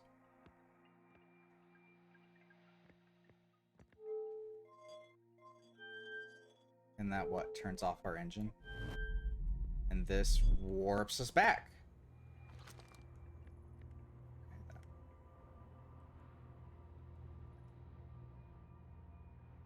That it does. Oh, and it also loads in everything. Okay. That's a little hard on the PS4, but ignore that. Alright, well, we found out what that is.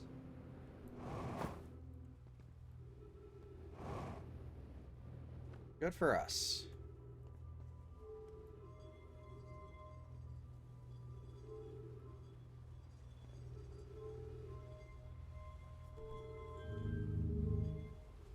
Meow.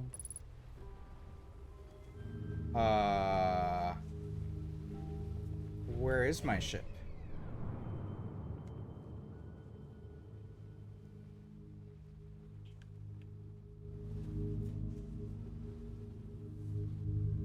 Where is my ship, Captain?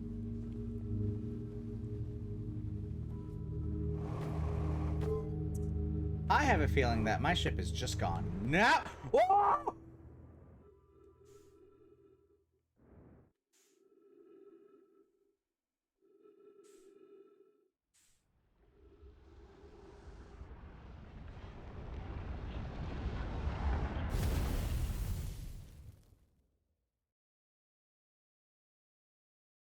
Launched ourselves straight into the sun.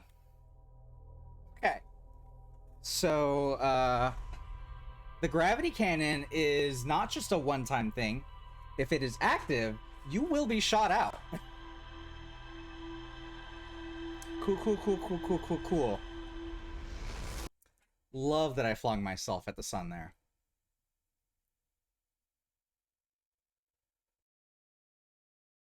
It's fine. It's fine. That's normal. Who hasn't flung themselves at the sun before? Completely regular. I'm not even worried about it. And neither should you be. Okay. So, campers. As we've learned, when the gravity cannon is active, do not step onto its launch pad. You will be flung into space. And if you're really unlucky, like I just was, you will launch yourself straight into the fucking sun. Alright, we need to look for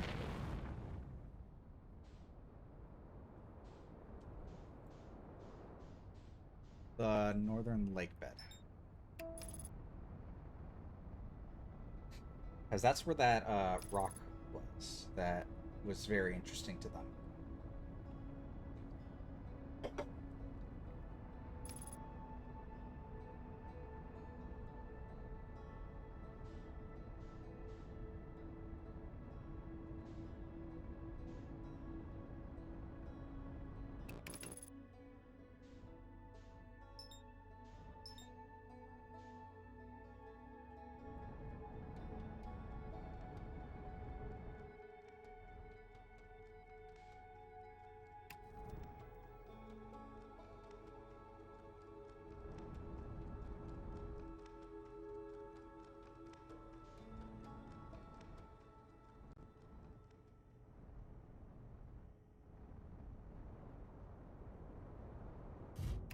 Nailed it. Perfect landing. A plus, some of my best work if I say so myself. Alright, Northern Lake Bed.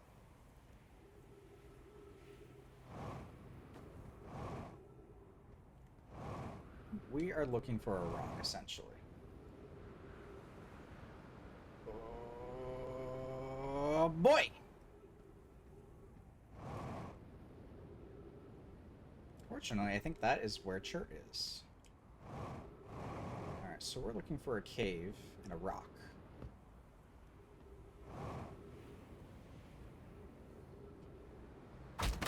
Oh, ho, ho, ho.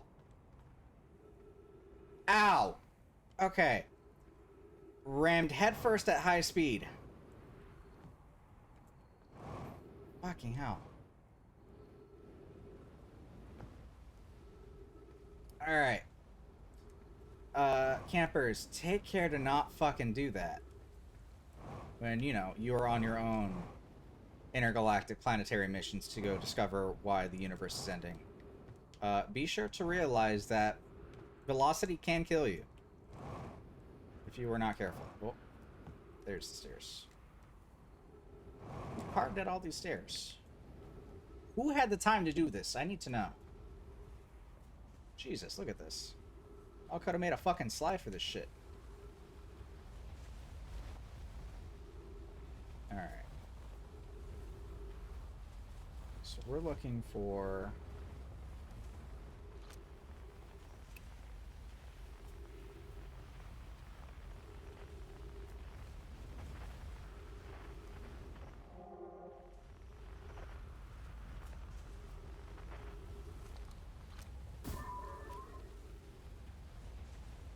Thank you for lighting the way. Okay. I guess we're going down. Oh, we gotta go down soon. Ah!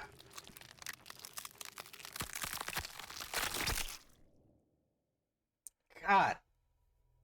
They really make that brutal, don't they?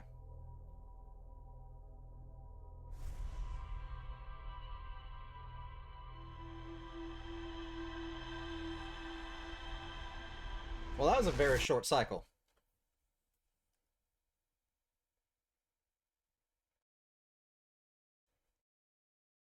Watch me being completely wrong. It's like, oh no, it's the Southern Lake Bed, you fucking idiot.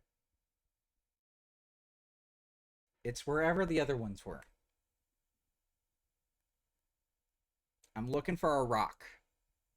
A big old quantum rock.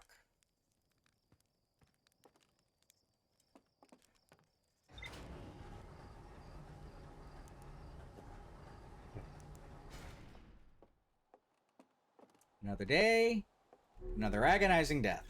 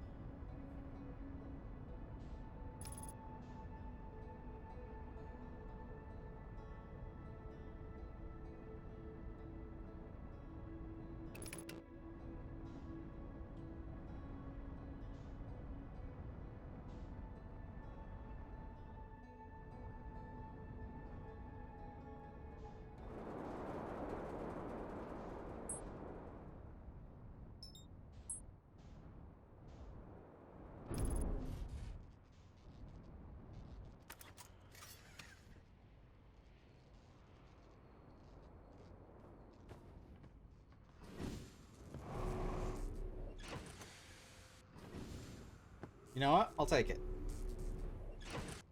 I said, I'll take it.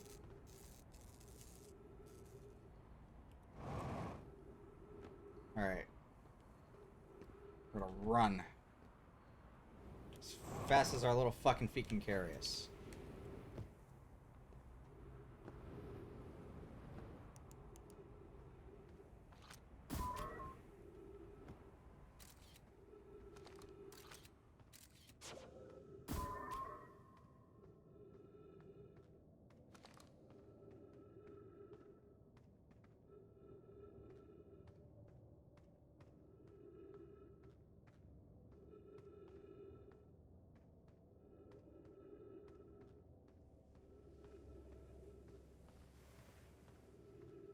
Alright, now the sand is starting to pour in, which is already a horrifying thought because this is essentially just a race against time to not get fucking crowded in. Oh god.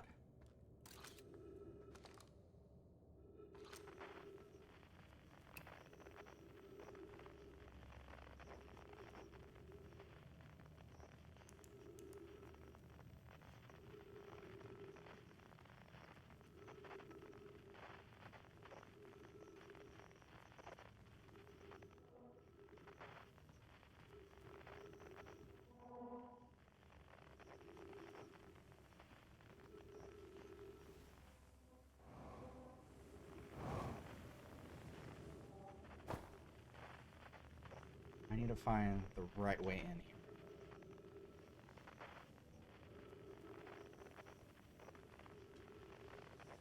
There's supposed to be a path that I can take.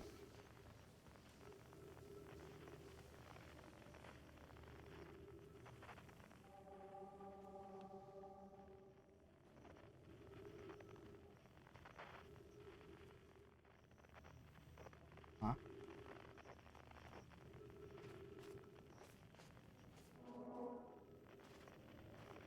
Uh-oh. And I think we're out of time.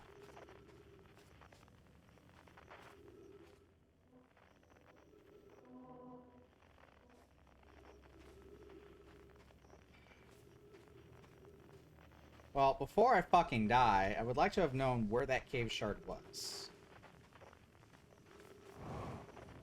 Because...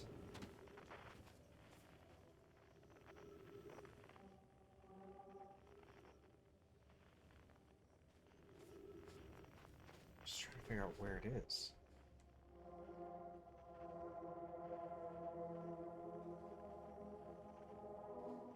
Apparently it's right above me.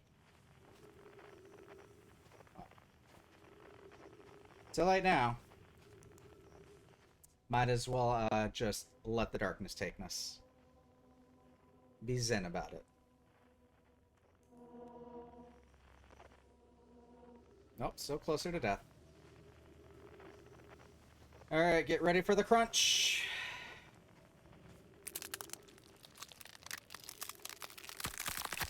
There! Snap into that Slim Jim.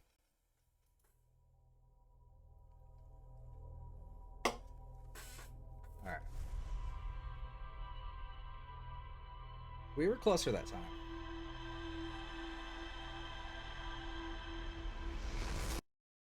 Perhaps it's not actually down in there.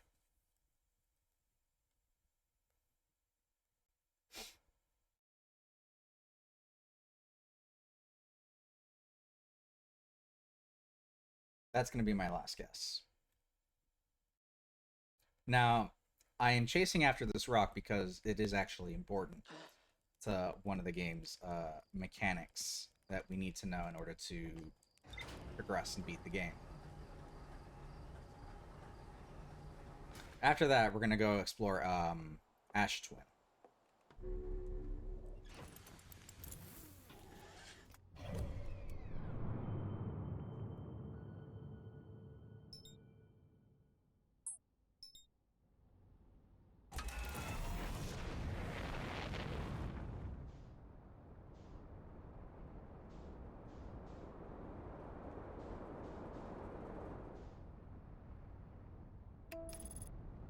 Alright.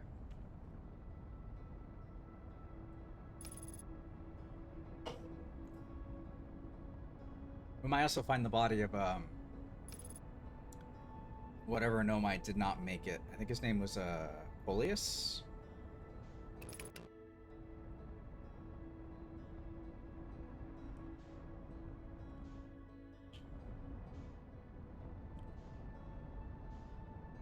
Shit.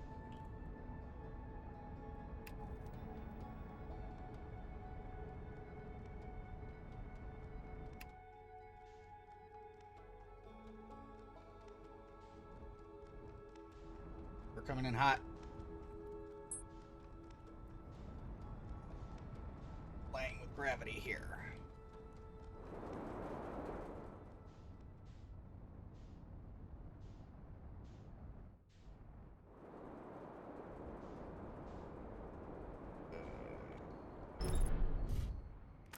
Nailed it. All right, we're good.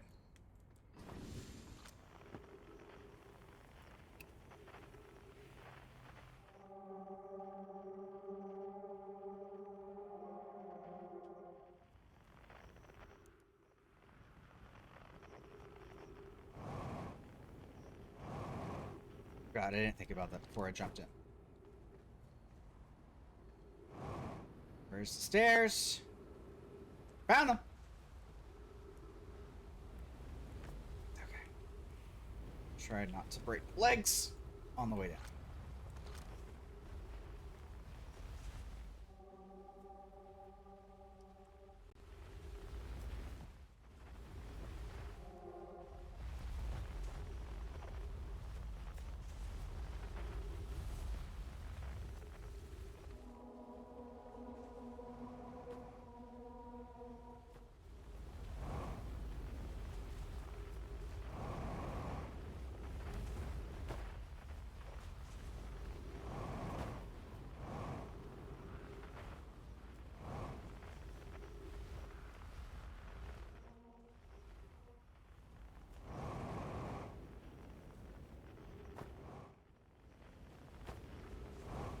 Shit. Okay.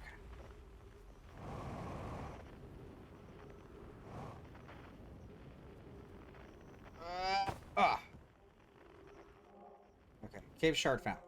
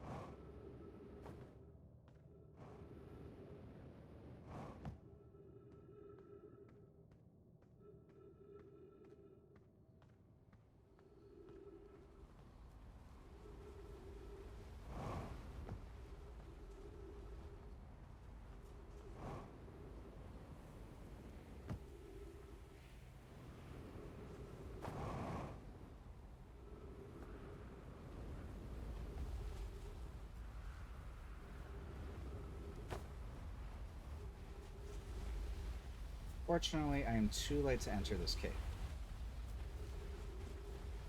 Damn it.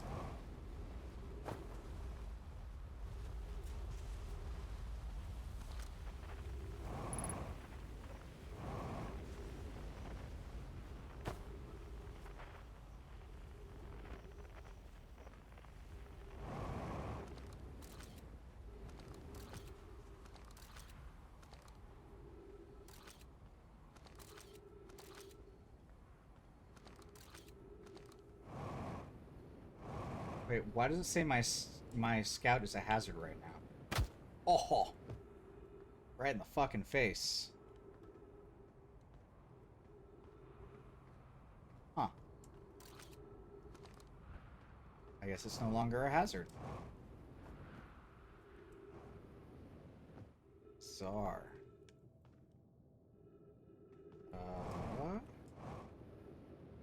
Okay. Why does it say this is a hazard? Oh, because I put it in the fucking cactus, that's why. I mean...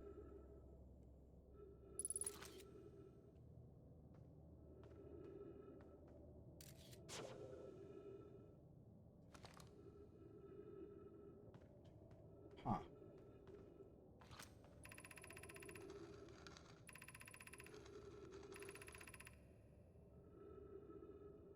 Was this the same fragment in the cave we found at the bottom of the dry lake bed at the North Pole?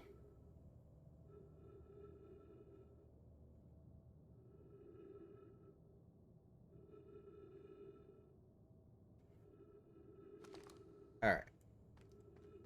This waiting for cycles to end and start is getting a little old. So, I'm gonna go get the skill that I should have gotten a while ago. Because quite frankly, it's annoying me at this point. We gotta go say hello again to our,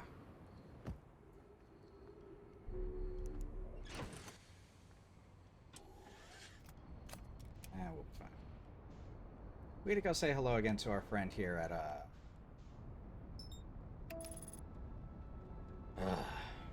on Giant Steep. We gotta go say hi to Gabbro.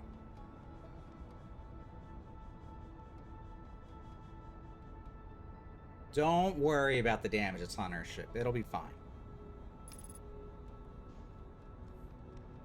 What's the worst we could do? Die? It'd be doing me a favor, saving me time.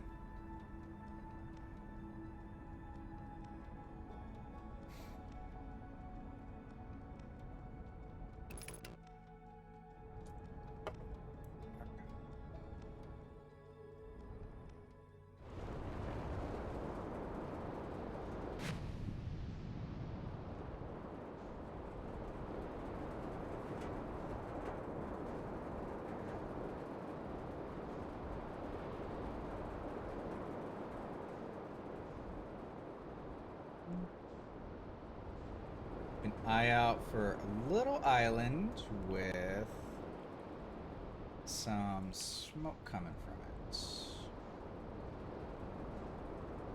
That would be Gabbro. There he is. Found him.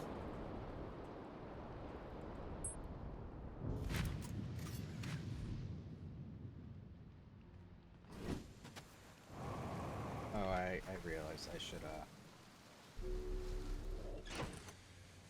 I should refill my fuel. Alright. Now we're good. Gabbro! Gabbro! Gabbro! Gabbro, my bro! Bro, Gabbro! Gabbro, bro. Hey, bud. You know, I kind of wish I built a hammock before we ended up in this loop. Hey, I found something. How can you stay so calm in the face of repeated impending death? Deep breaths. No, seriously, I meditate. I'm gonna teach you. It'll be the next loop before you know it. Sure, why not? Okay, close your eyes. And accept your own futility. Accept death. Alright, now we've learned a trick to fast travel to the next loop without having to kill ourselves in the meantime.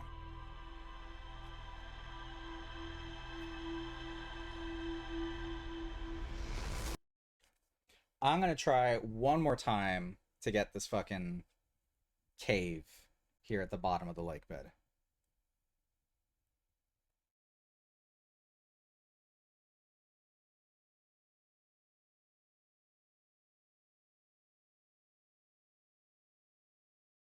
If I don't get it then we're gonna go to Ash Tin. Straight to Ash Tin.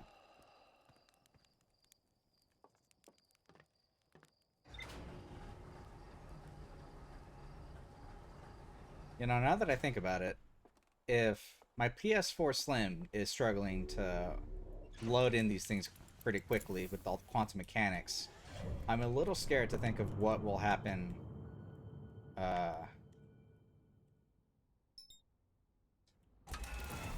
if this were ported on the Switch.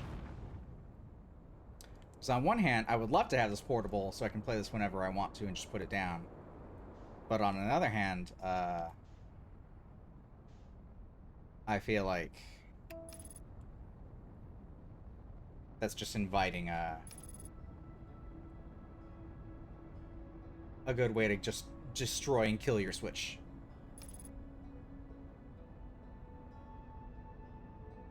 Alright, and it looks like we'll be just missing...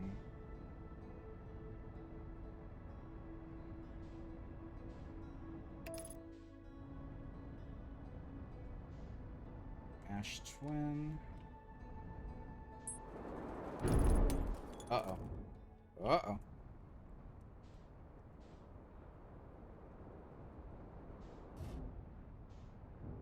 Oh, God.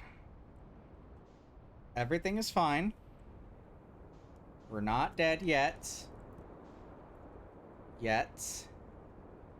I will exclaim. What the fuck is this? Gabriel! There you are.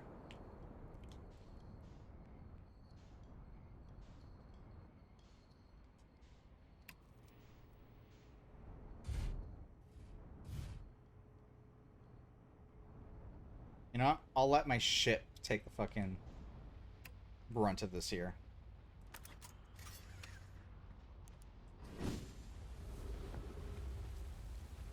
I'm not worried.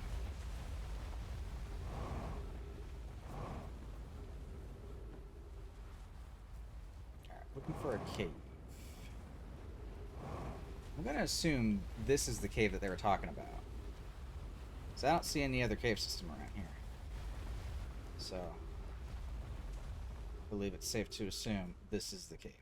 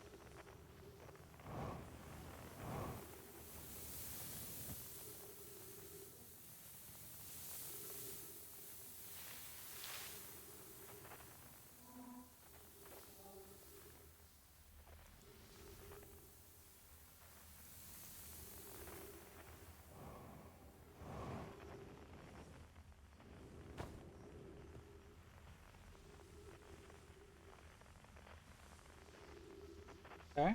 Not entirely sure what I found here, but I sure found something.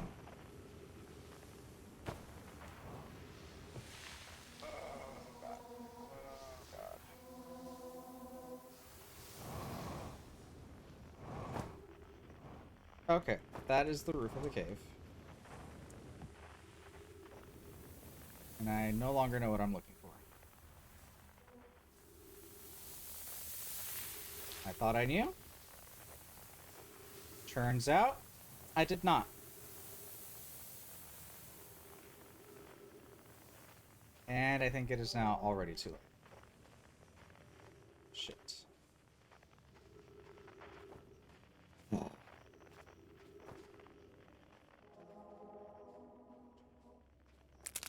Yeah.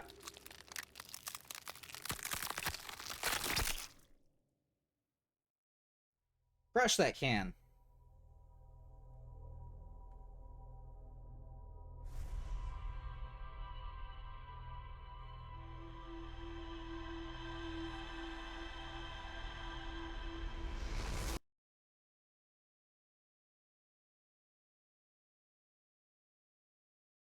All right.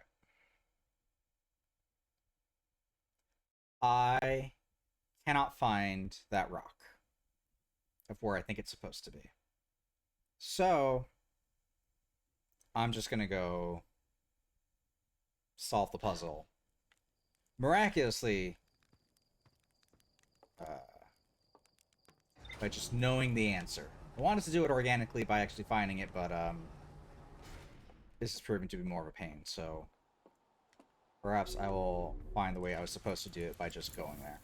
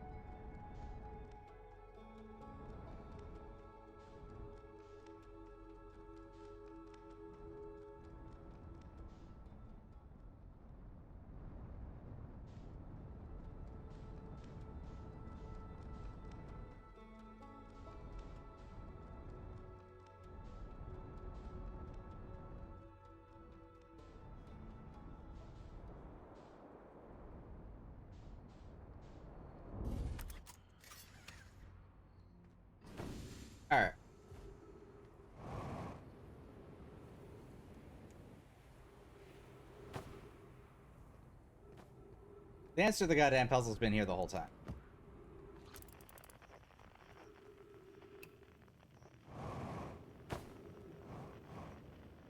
I just wanted the piece of dialogue that told me.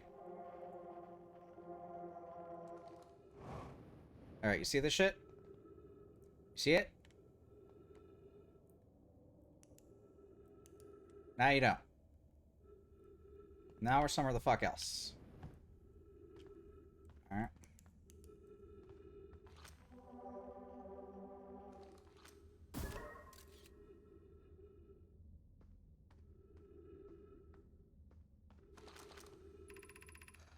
How curious. This rock took me to a new location. I wonder why this happened. I wonder if I myself became quantum briefly when the rock carried me here. This seems the clearest explanation. Hypothesis. If the rock can bring me here, it can also carry me out. My hypothesis was correct. I can travel on this rock as long as I'm not observing my surroundings, meaning I must be in complete darkness. I'm going to bring my Brenta here to see this. Mallory is here now. We theorize when a conscious being is in contact with a quantum object and ceases to act as an observer, explaining the need for darkness. The being can become entangled with the quantum object and they move together. Friends, Coleus has discovered a new quantum rule. He has also promised me he'll never vanish again, even if he does learn something useful from it. But also alarming, the new cave appears to lack an entrance or exit. Also, the rock that brought me here has disappeared while I wasn't watching. The Wandering Rock has returned. Never before have I been so delighted to see a sedimentary specimen. Okay, well, I guess you're just supposed to figure that out on your own. But,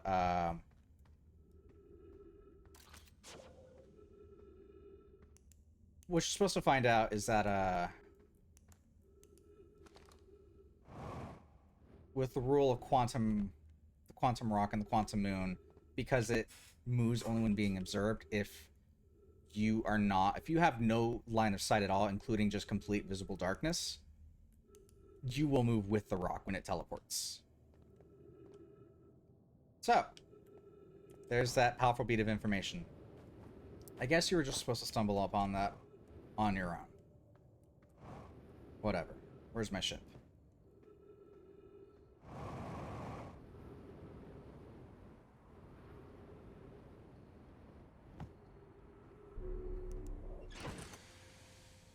We're going to Ashshore.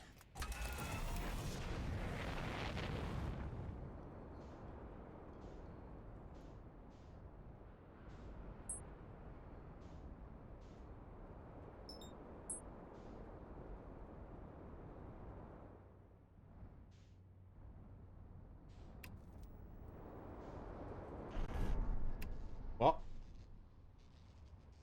I have damaged the landing gear and the landing camera. That is okay.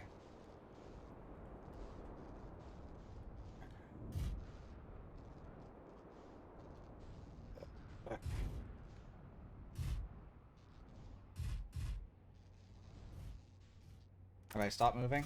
Am I good now? I think I'm good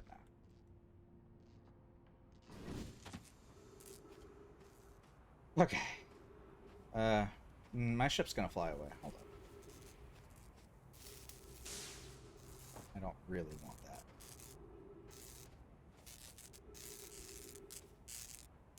I'm working on you. Okay. Anything else?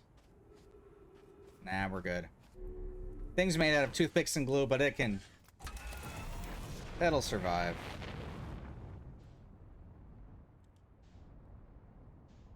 I just wanted to put it under this thing. Just to low-key ensure that it does not...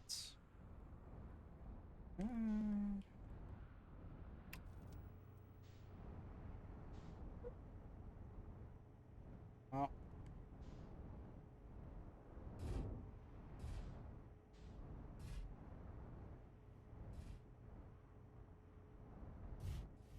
Perfect.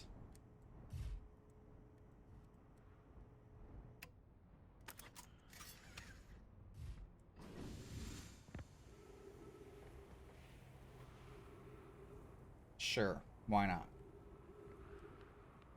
Oh, that's a big drop.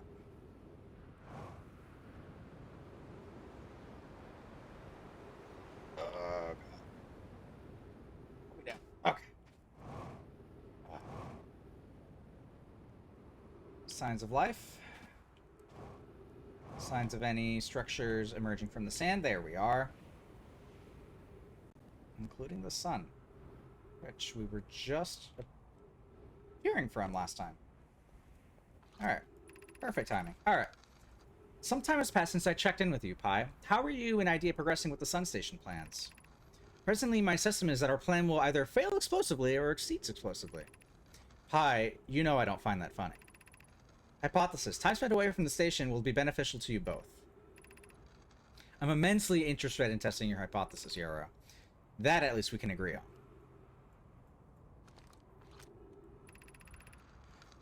How curious. Raimi thinks I'm a gas, and I don't recall requesting that you monitor this conversation, Idea. But I don't see the state of the matter that you have to do with this. I don't recall supporting the Sun Station's construction, but here we are. Ooh, they fighting.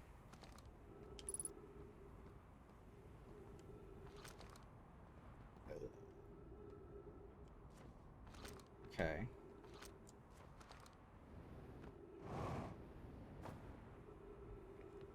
I see.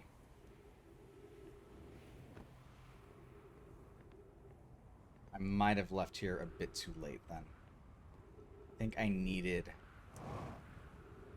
the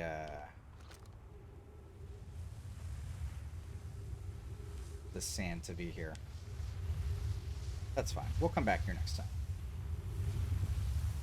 Let's just make sure we don't fall out.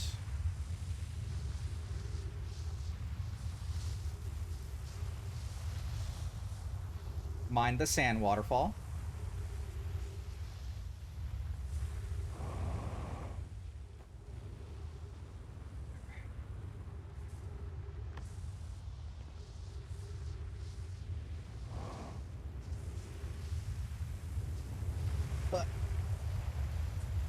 All right, let's try out some of these other teleports, eh? All right, so there's these two. Well, this is cool to look at. And here's another one. Revealing itself to us before our eyes.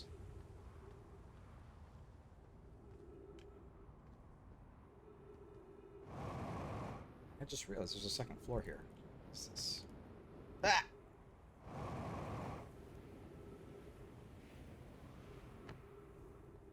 Where are you? A lookout? Huh. Interesting. And where does this take me?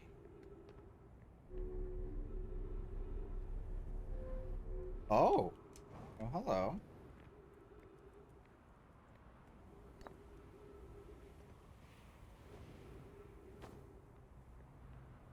Well, don't mind if I do.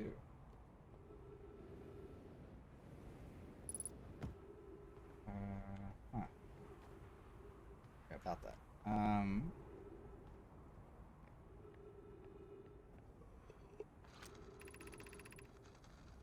Alright. Pi says, friends visiting from the Hanging City. We are planning the Ashton project at the High Energy Lab on Ember Twin's equator. I became lost on Ember Twin, my gratitude that Remy found me, but the High Energy Lab is the building with the large solar panels. I'm surprised I didn't see it. I imagine our otherwise immensely clever Kanai would lose his own head if it weren't anatomically impossible. Okay.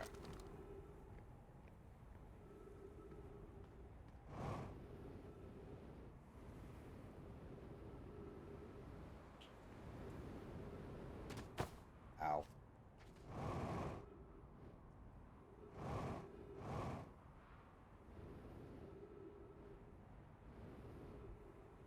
Oh, look, trees. Ow.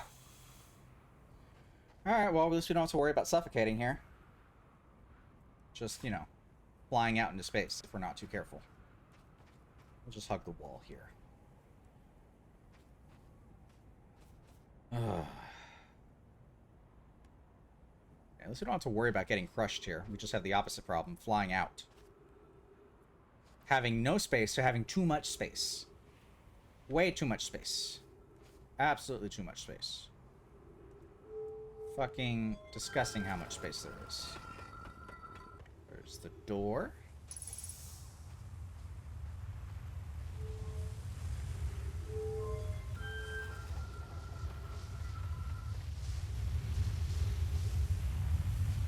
Don't mind me. Just taking shelter from the storm. Is this the Timber Hearth teleport? It might be. Ah! Oh. Oh. That was very close. Let's see if we can get a teleport from here. We just have to, you know, wait until we're aligned.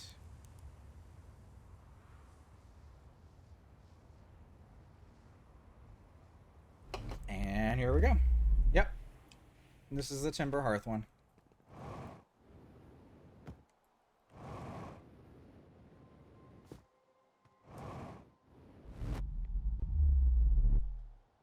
God, that's a cool effect.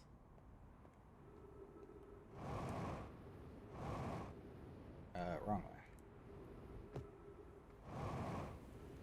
Alright, so that's Timber Hearth. Let's see.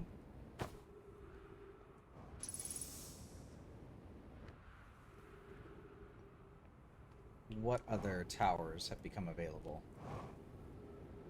Alright. Ow! This one. Whoa.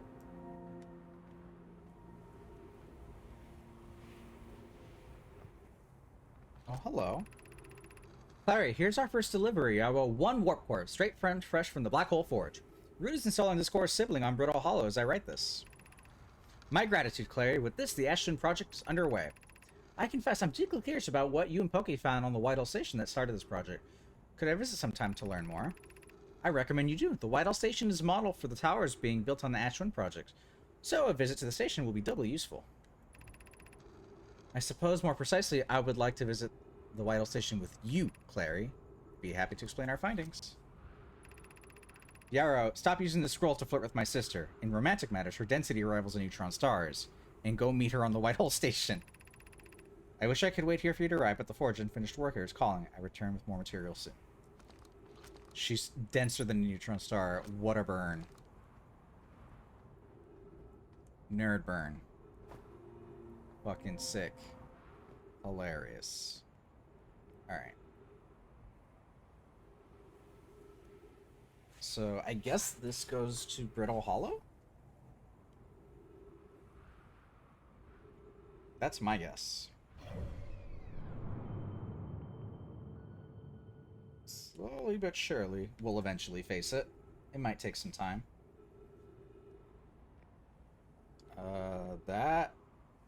That's not the one I want to go to.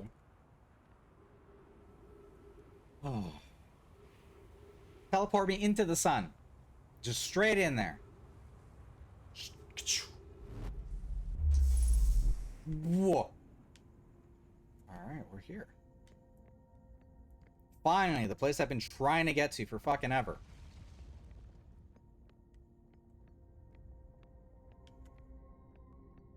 Welcome. Black Hole Forge. Look, we made it back. We're here. I did the thing. Just not the way I intended to.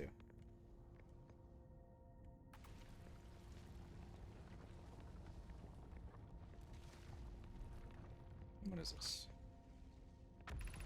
Be cautious near the boarding area with the Black Hole Forge is in operation.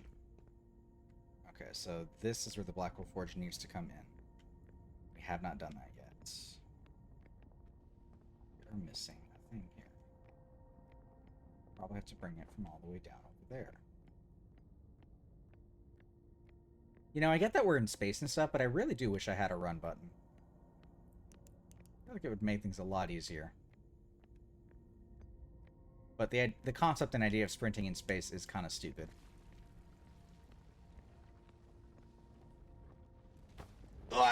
Okay. Where does this take me? Exit to surface. I don't want to go to the surface, thank you. Graffiti? What do I got here? Thanks. I got that. No, I put that together. Thank you. That is, in fact, the Black Hole Forge.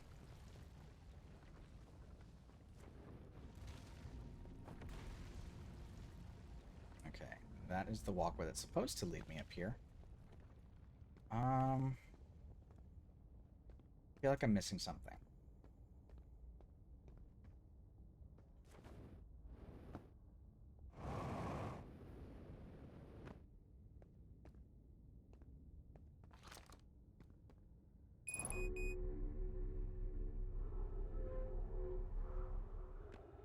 Ah.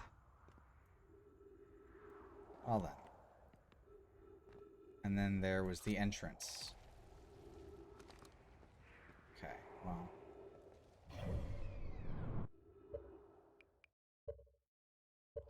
Excellent.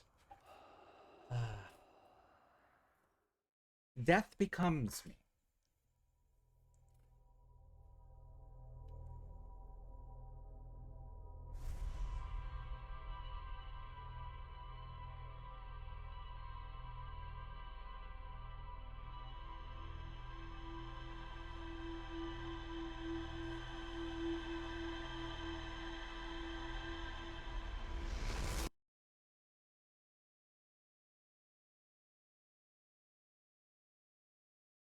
Alright, let's make a break for Ash Twin again.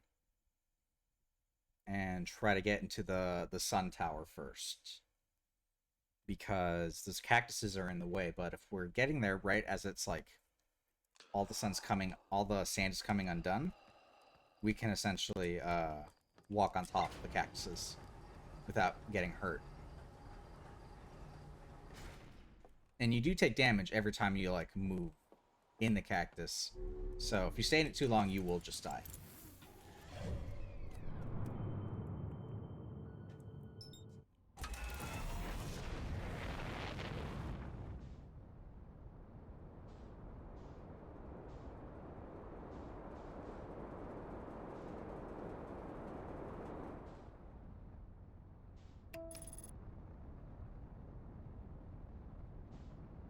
There goes the sun station.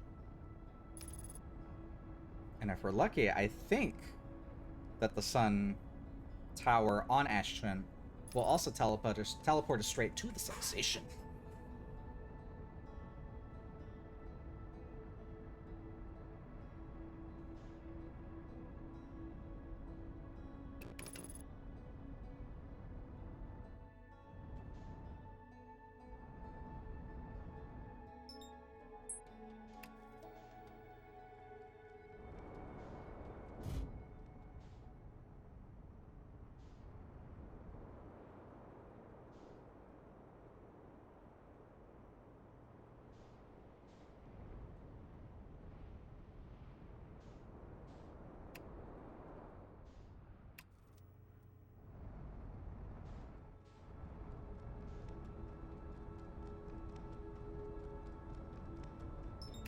Why am I moving farther away from it? It's because of the sun!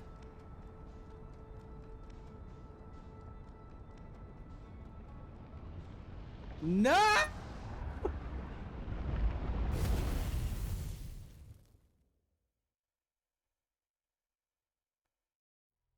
Spicy! The spiciest of meatballs.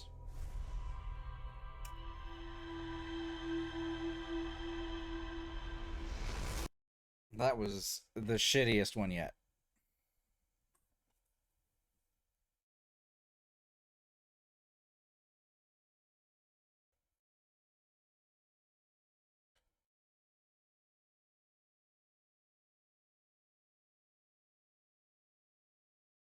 Our fire's still going strong. God damn it.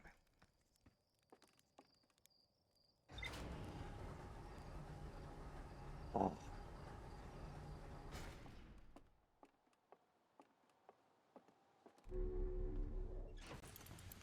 Let's do this again.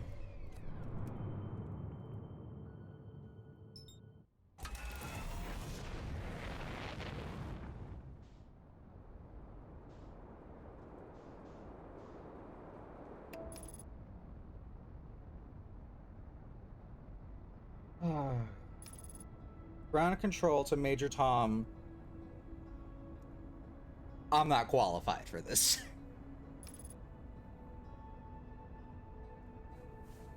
Ground control to Major Tom. I keep eating shit. Help.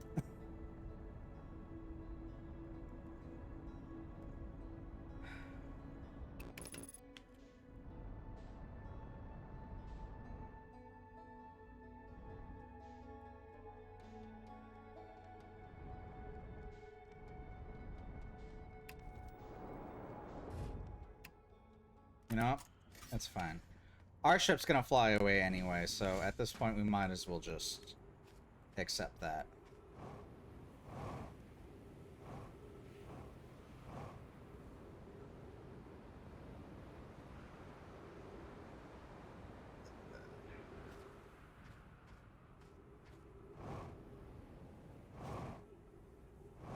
Alright, we need to stay on the equator.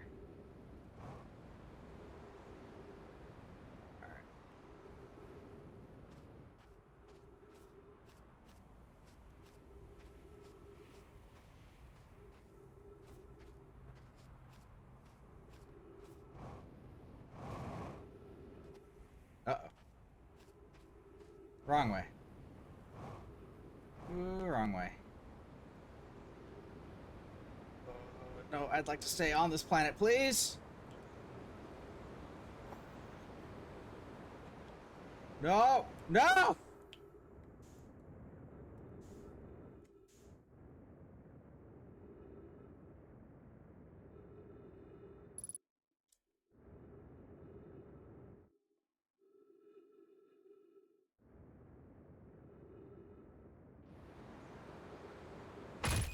Oh! We're alive.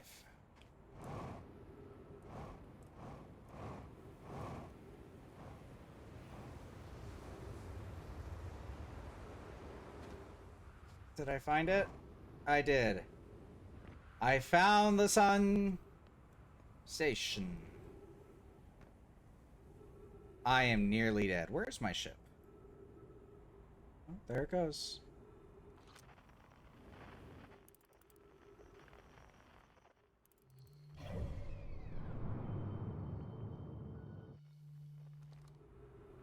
My ship is just on the other planet now. Godspeed. Alright. Well, I think everything inside of me is broken.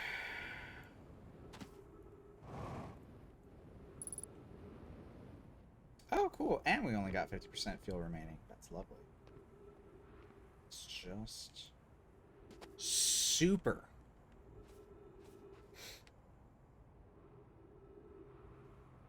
There goes the interloper.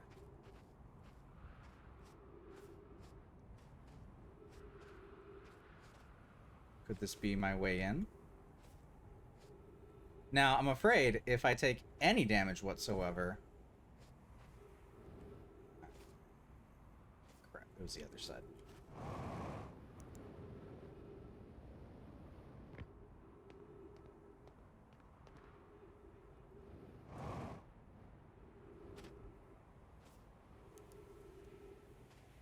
If I take any damage whatsoever, I think I'm just going to straight up croak. So, please let me in. I would like to go in now, thank you. Oh, pretty please. Why isn't the door opening? Was it really the other side? No, it's broken.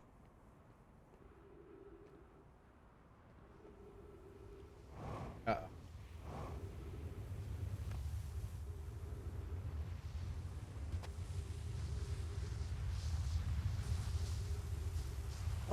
Okay, don't get pulled in.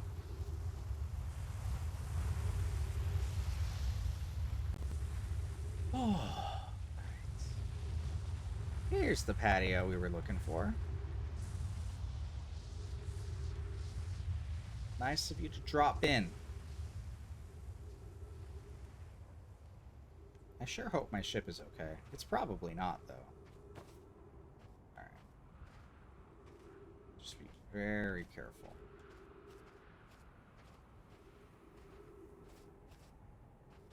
Aha!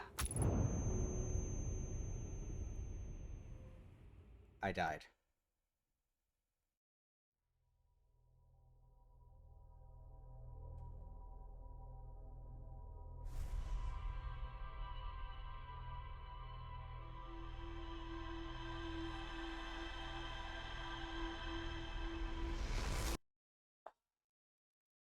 Ground control to Major Tom.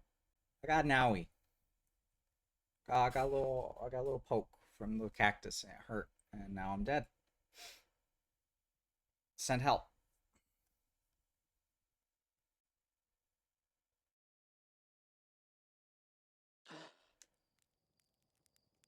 Sick.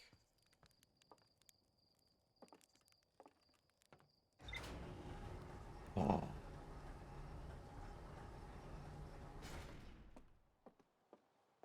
So clearly, this is what astronauts are trained for. Oh, get on.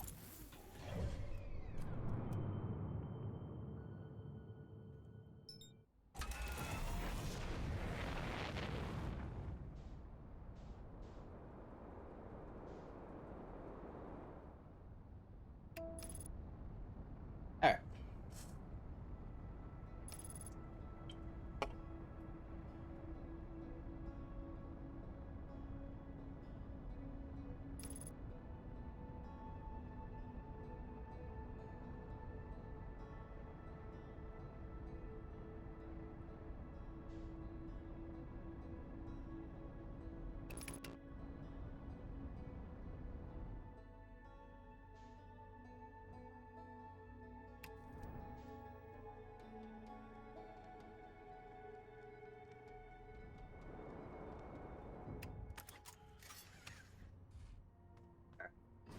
We're in.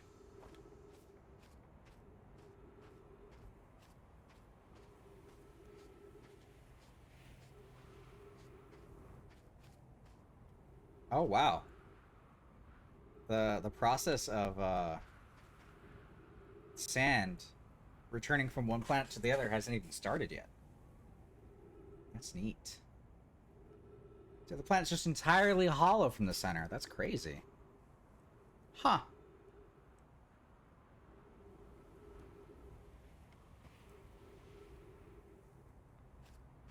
Well, I'm sure if I follow the sun, or I follow this planet, there it is, I will eventually get to where the sun is.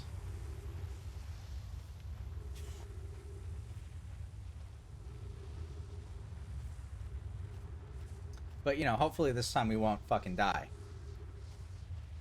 As I fucking crash land back on the planet after flying too fucking far from it.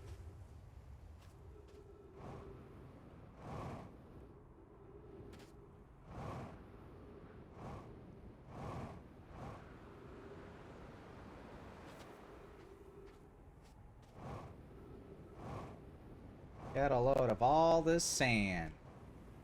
It's coarse, it's rough, and it gets everywhere.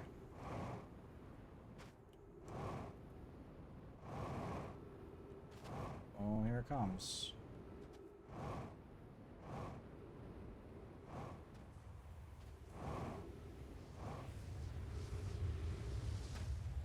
Alright, we're just gonna chase this thing for a bit.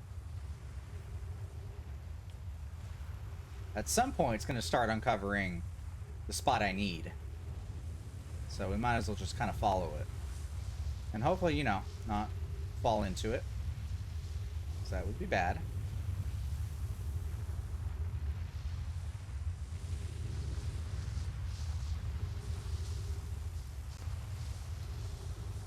So a giant, like, pillar of sand from one planet leading to another just starts coming at you. What do you do in this situation?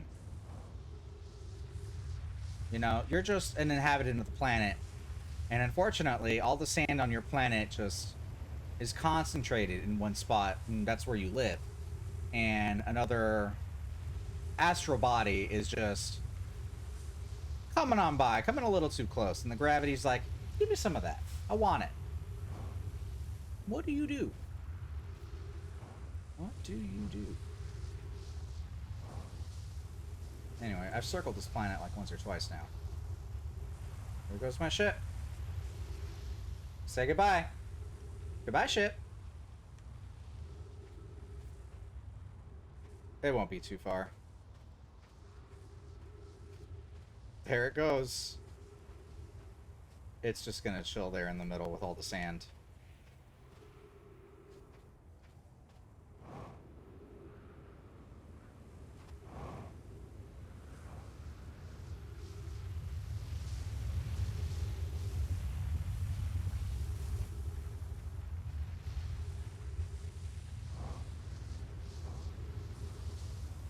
Oh, there it is.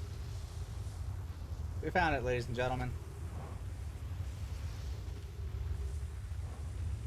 And there is our entrance. Alright, much better this time. Clean. No damage. Low on oxygen and fuel, but you know what? We'll survive. Oh, okay. It's fine too.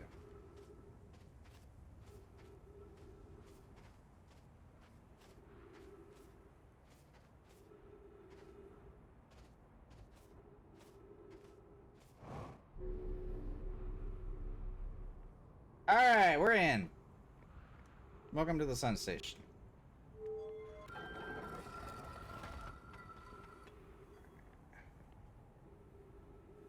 There's nothing else here. There's no trees. So, about that teleport to the sun. Now, hopefully we'll just land on the satellite, right? We're not just gonna go straight to the surface of the sun. That would be silly. Right? No, it's lining up. We're good. Vroom. Welcome.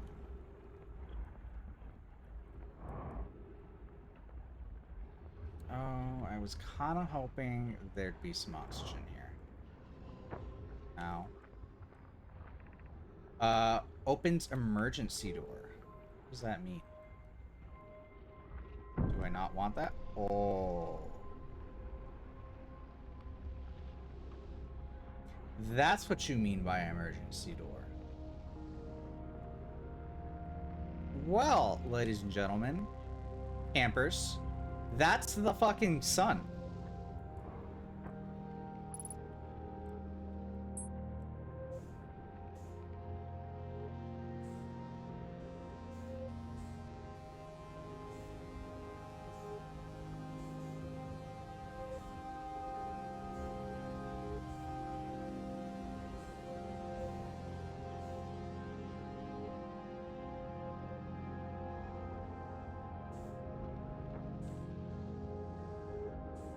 Oh, how?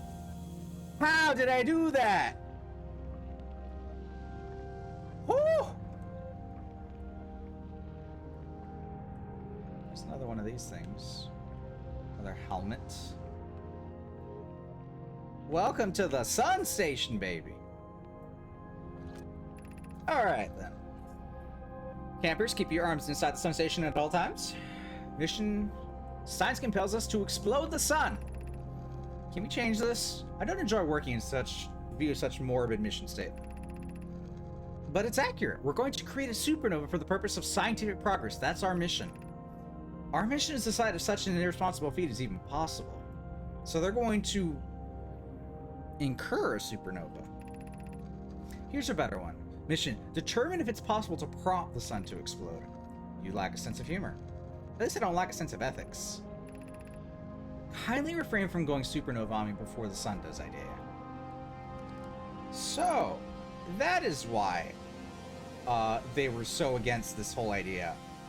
They're like, our mission statement here is to literally blow up the sun. And that sounds like a not good idea. Hey look, here's a statue with eyes unopened. That's just a fresh one. Raring to go. Let's look for some scrolls, maybe a little slide.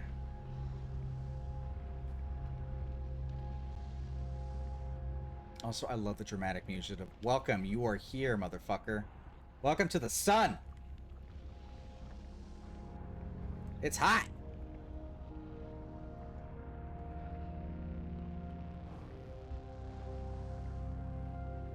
Oh, okay. Oh, that's bright. Oh, it's very bright. Here's another statue with eyes unopened. Huh.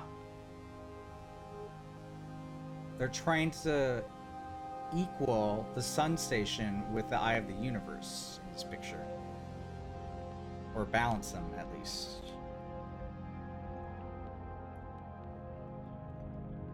Alright, what do we got here? Star has reached end of natural life cycle, now approaching red giant stage. Warning, evacuate sun station. Excuse me?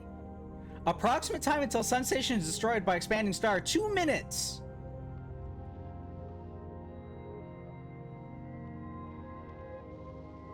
Okay. Well, we better work fast.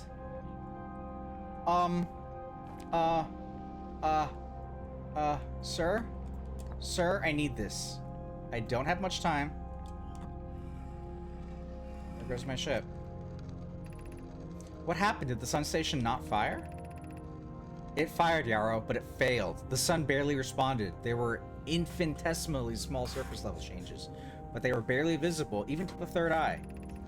The sun station is useless. It will never, could never cause the sun to explode. I don't know what comes next, my friends. I just suppose we must start over. I am unsure how to start over. Return to Ashwin first, my friend. Perhaps a change of task would help. Spire noticed a comet approaching the star system that we'd like to investigate. Hi. I hurt for you. My friends, we all know how hard you both work. I can only offer my compassion. How are you? How is Idea? We're well, Yarrow. Well as can be expected given the circumstances. Though disappointed, I may have disagreed with exploding the sun, but I never wished the device would fail. I hoped our terrible work was finished. So the sun station didn't work. It actually just didn't work. What do we got here? I'm here again. Huh. This is the Ash Twin Projection Stone.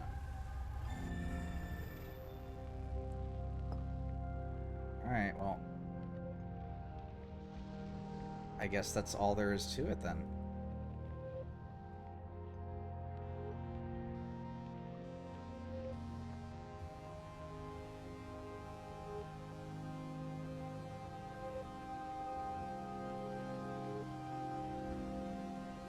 So they weren't able to artificially create a supernova by causing a dying star to explode. But ultimately, at the natural end of the star's life cycle, it will still explode, giving them the energy that they desire. Right?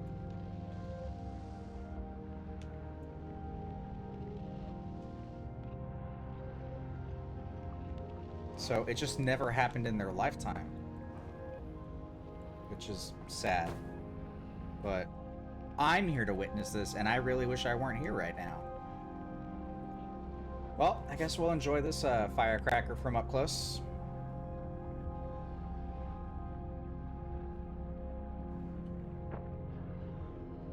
Uh-oh.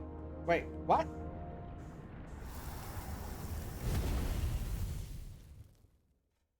Oh.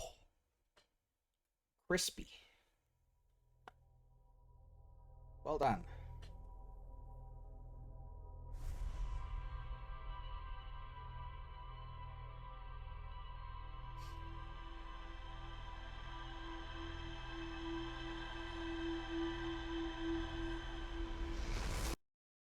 Alright, we're not done with Ash Twin just yet, but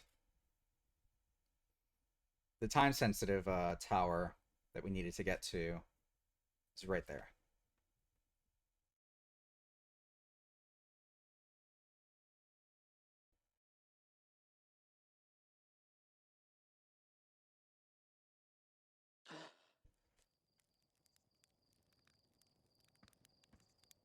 Now, The next thing I would like to do would be to go to some of the other teleporters on Ash Twin.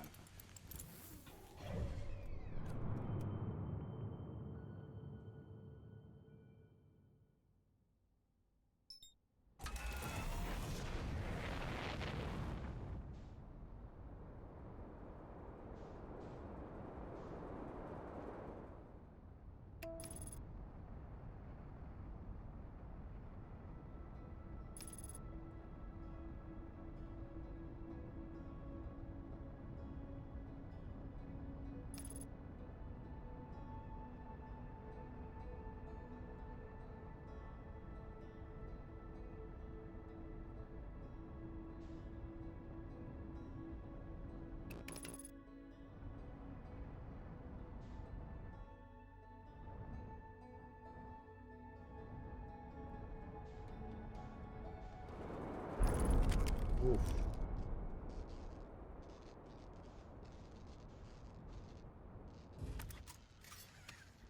Let's go fix our ship. Alright.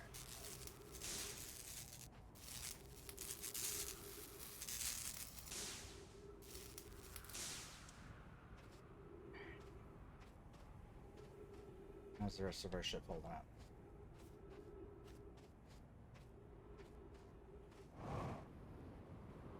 You good? I think we're good.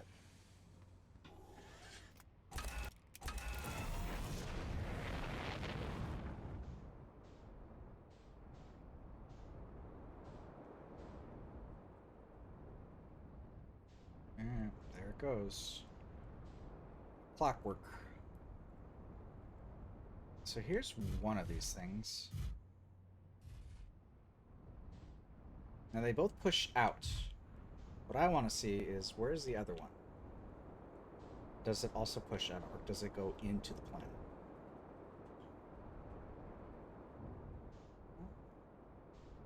Ah!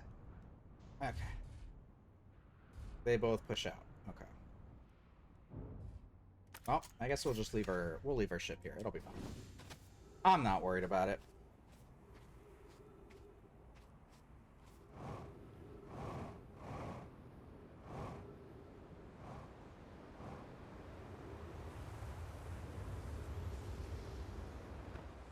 Well, here's our sun. Ha!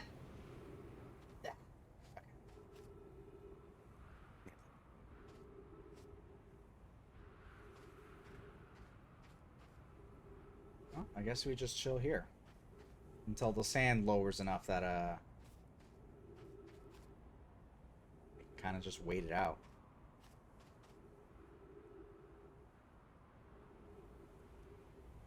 I want to go explore the since we saw the Brittle Hollow Tower, I want to see the Giant Steep Tower.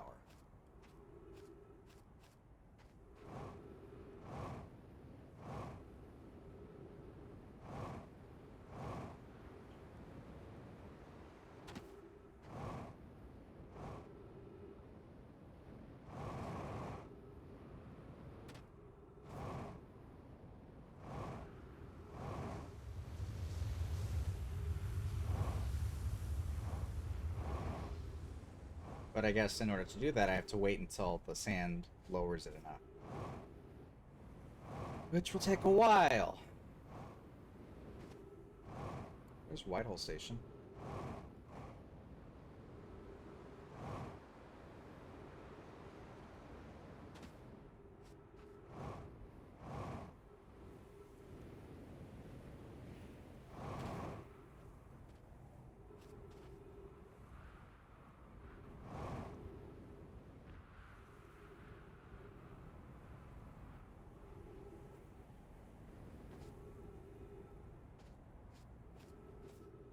Here it comes!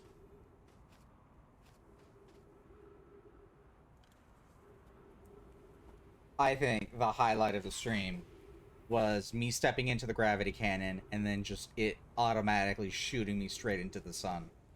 Like, without missing a beat. Of all places for it to, like, aim me towards. Just straight at the sun. Fucking, it's poetic. And just, it's comedic timing. It's beautiful.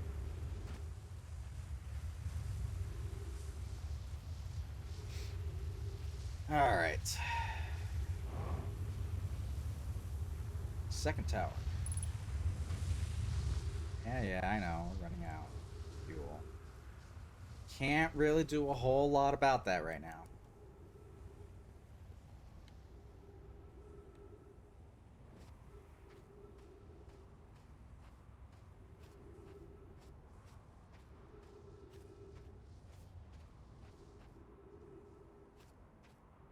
Like, I literally just have to wait for the sand to lower. And it's gonna take forever!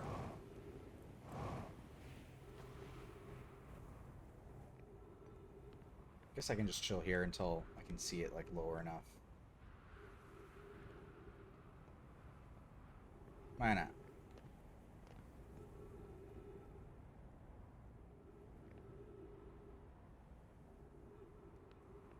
Welcome to watching paint dry the stream. I hope you guys are enjoying yourselves. Real talk, though. Despite this game cycle lasting only, like, 22 minutes... Spoilers, shocker. This game is so much fun to just play through and rediscover all the secrets. I can only play this game once every, like, few years. Because...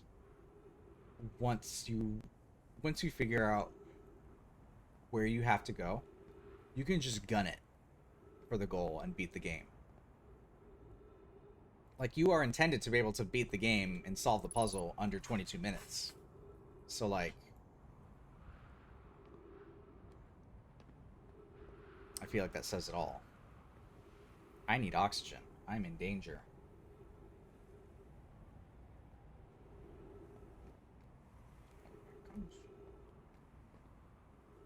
I need the Timber Hearth one to open up. I'm running out of oxygen. I'm gonna suffocate.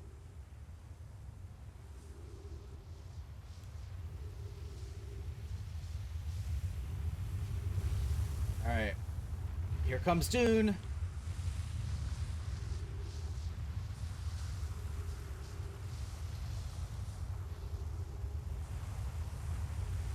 Goodbye, Dune.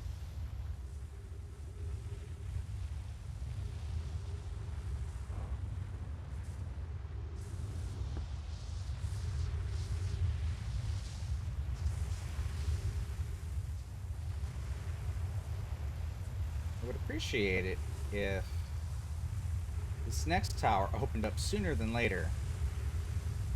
Because Timber Hearth has trees in it, and I need oxygen, and I am running out of oxygen pretty fast.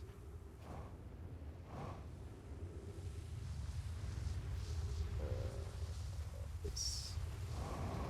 Unless the top is open. It is. Oh, thank God. Oh, we're good. Okay. Ah, deep breath. Sigh of relief. We're not dead yet.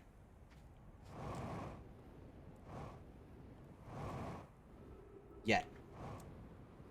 There's still a chance. I intend to take us there. Damn it. Man. But... too high, too high, too high, too high, too high. Okay. I just wanted a vantage point here.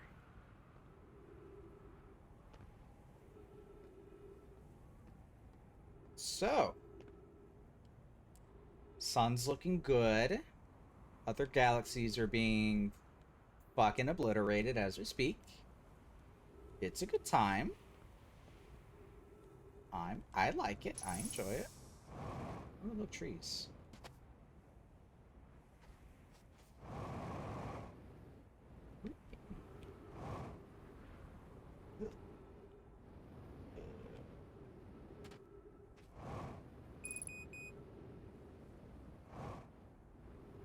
here's the next tower.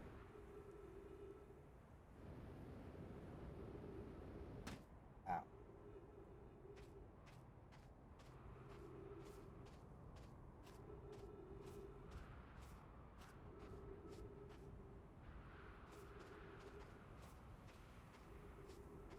But what I need is the giant steep tower to open.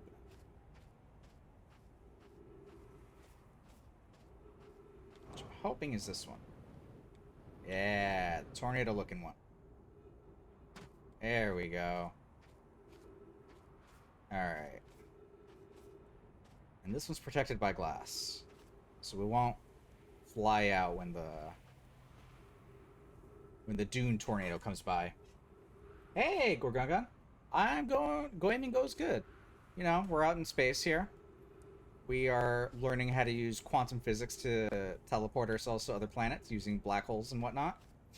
But things are going well. We are just about going to wrap up our stream soon. Alright, let's see. So the way the teleport works here is we got black holes and white holes that connect to each other here. And once the planet that we're trying to get to is aligned with the tower, it'll teleport us straight there. So it's just another Monday then, you know. Exactly. How is your Monday going, by the way? How are you? And teleport us in. Oh. Sound.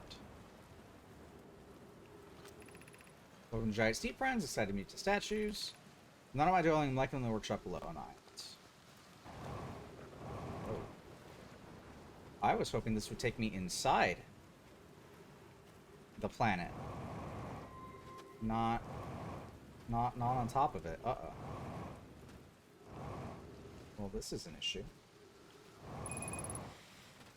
Uh-oh. Not too shabby, just baking up a storm. What you making? What you baking? What you making?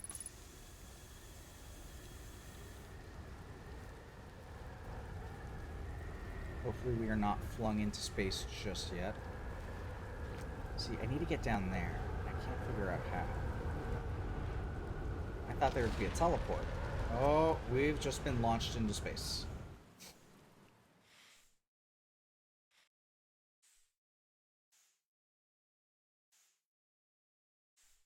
Alright, and then back to the planet surface we go.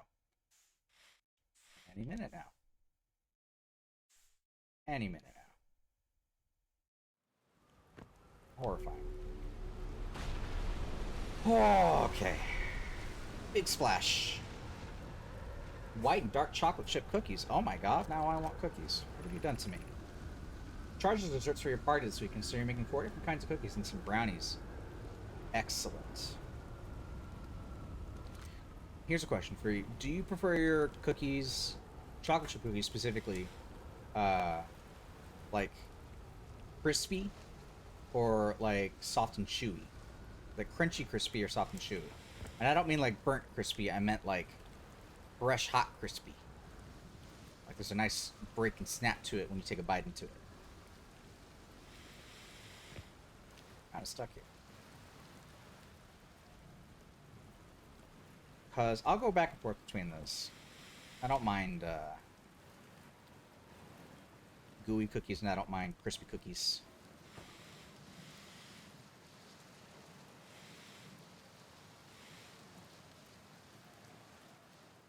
I am stuck here.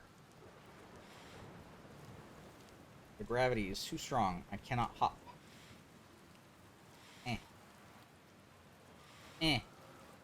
This is an issue. I cannot leave. Fuck. But yours always come out soft and fluffy? I do not know the secret. We're stuck here. Okay.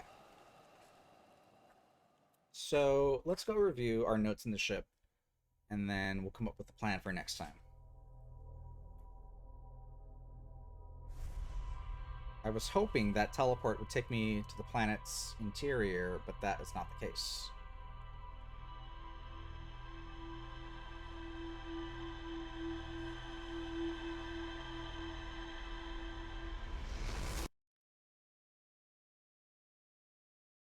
we found the teleport to take us to the Black Hole Forge on Brittle Hollow.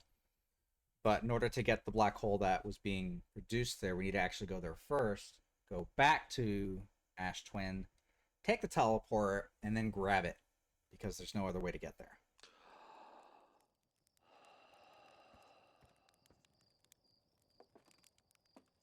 And then there's still a couple planets that we have not fully explored yet. For example, Dark Bramble. And then there's also the, so we haven't explored this planet yet. This was a planet. Oh, hey, look. There's the moon. So we haven't explored Dark Bramble. We tried getting on the Interloper, but then we immediately died.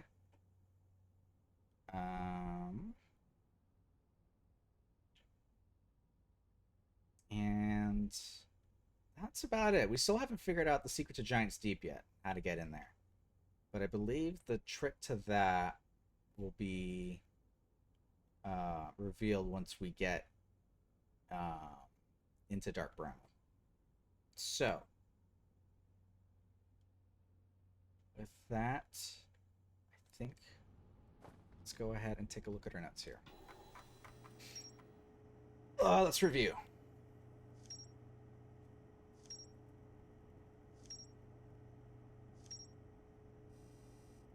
Alright. So, the Ash Twin Towers.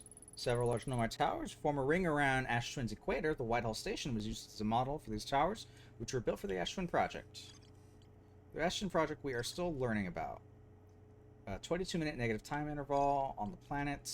Sun Station was designed to make the sun go supernova. The Nomai fired the Sun Station, but it had no effect on the sun. They concluded the Sun Station could never cause the sun to go supernova. After the failure of the Sun Station, the Nomai took a break to investigate the newly arrived comet. According to a Nomai computer, our sun has reached the end of its natural cycle. So, however long ago they tried to make it work, it didn't work. And so we had to wait however many years it took until now. The Nomai crafted up a warp core in the Black Hole Forge before delivering them to Ash Twin. Anglerfish fossil. Children used to play a game here. One player was the anglerfish and wore a blindfold. The rest of the children, the little fish, lined up against the other wall. And the anglerfish would say go, and the little fish had to sneak across the other side. The blindfold rule was added because real anglerfish are blind. The adult Nomai were delighted to see the children incorporated the research into the game's rules. Right, sure, it's a camp. All the stars in the universe are dying, including our sun. Yes, we got that. Lake Bed Cave. To travel with a quantum object, I must stand on the object and cease to observe my surroundings, meaning I must be in complete darkness. Coleus used his quantum rule to escape from the cave he was trapped in. Coleus and Miller returned to examine the rock. They theorized that when a conscious being is in contact with a quantum object and ceases to observe his or her surroundings, the being can become entangled with that quantum object and they both move together. I don't know why there's more to explore there. Quantum caves. The Nomai noticed a strange wandering rock that appeared in multiple caves on Ember Twin's northern hemisphere. I found a strange rock that moves when I'm not watching it and emits a signal from the quantum fluctuations frequency. Quantum moon locator. They created a device to track the quantum moon's location. They hypothesized that the quantum moon might form a macroscopic quantum mechanics. It travels a total of 5 locations. There's actually 6. Which is what this is right here. Sometimes the moon disappears, possibly to an unknown 6th location. The Nomai number 10, observe a moon that would disappear. No one was watching. Already looked at that. And that was apparently it. Oh, here we go. So there was a shuttle that was frozen into the comet. When they landed on the Interloper not long after its arrival, the solar system, the shuttle's equipment had strange energy readings coming from somewhere beneath the surface. The Nomai who stayed behind lost contact with the other two after they descended below the Interloper's surface. Here's the gravity cannon, a huge cylindrical structure that generates a strong upward gravity field. I was in it, and it launched me straight into the sun. The shuttle's equipment heard strange energy readings coming from somewhere beneath the surface. Two of the Nomai located on the fissure in the ice on the Interloper's sunward side. They descended inside to investigate. So, I think that will be our goal for next time. Our next goal will be to catch a comet this comet called the Interloper. That'll be our next goal next week. I'm going to show you campers how to catch and ride a comet like a space cowboy. We're going to wrangle it. And then we'll go possibly explore Dark Bramble. And then we'll go from there. Bit by bit, we are slowly unraveling the secrets of what is happening here. We've learned a lot about how this universe works with the quantum mechanics here and what the previous race of aliens were trying to do. And this game just has a neat little sandbox solar system that you can just kind of fly around and explore space and die. You know, fun stuff. Fun stuff. All right then. So that will be it for us tonight. Thank you, campers, for joining me tonight. I had a great time. I hope you guys enjoyed falling into the sun multiple times and burning alive. But, you know, that's space travel, babes. That's what happens. So, in the meantime, I will catch you guys tomorrow for more Hollow Knight. And for more Wind Waker as well on Thursday. So, you guys have a good night. Gongon, thank you for hanging out with me. Thanks for stopping by. And I hope your cookies come out perfect for your party tomorrow. You guys have a good night, and I'll catch you guys later. Good night.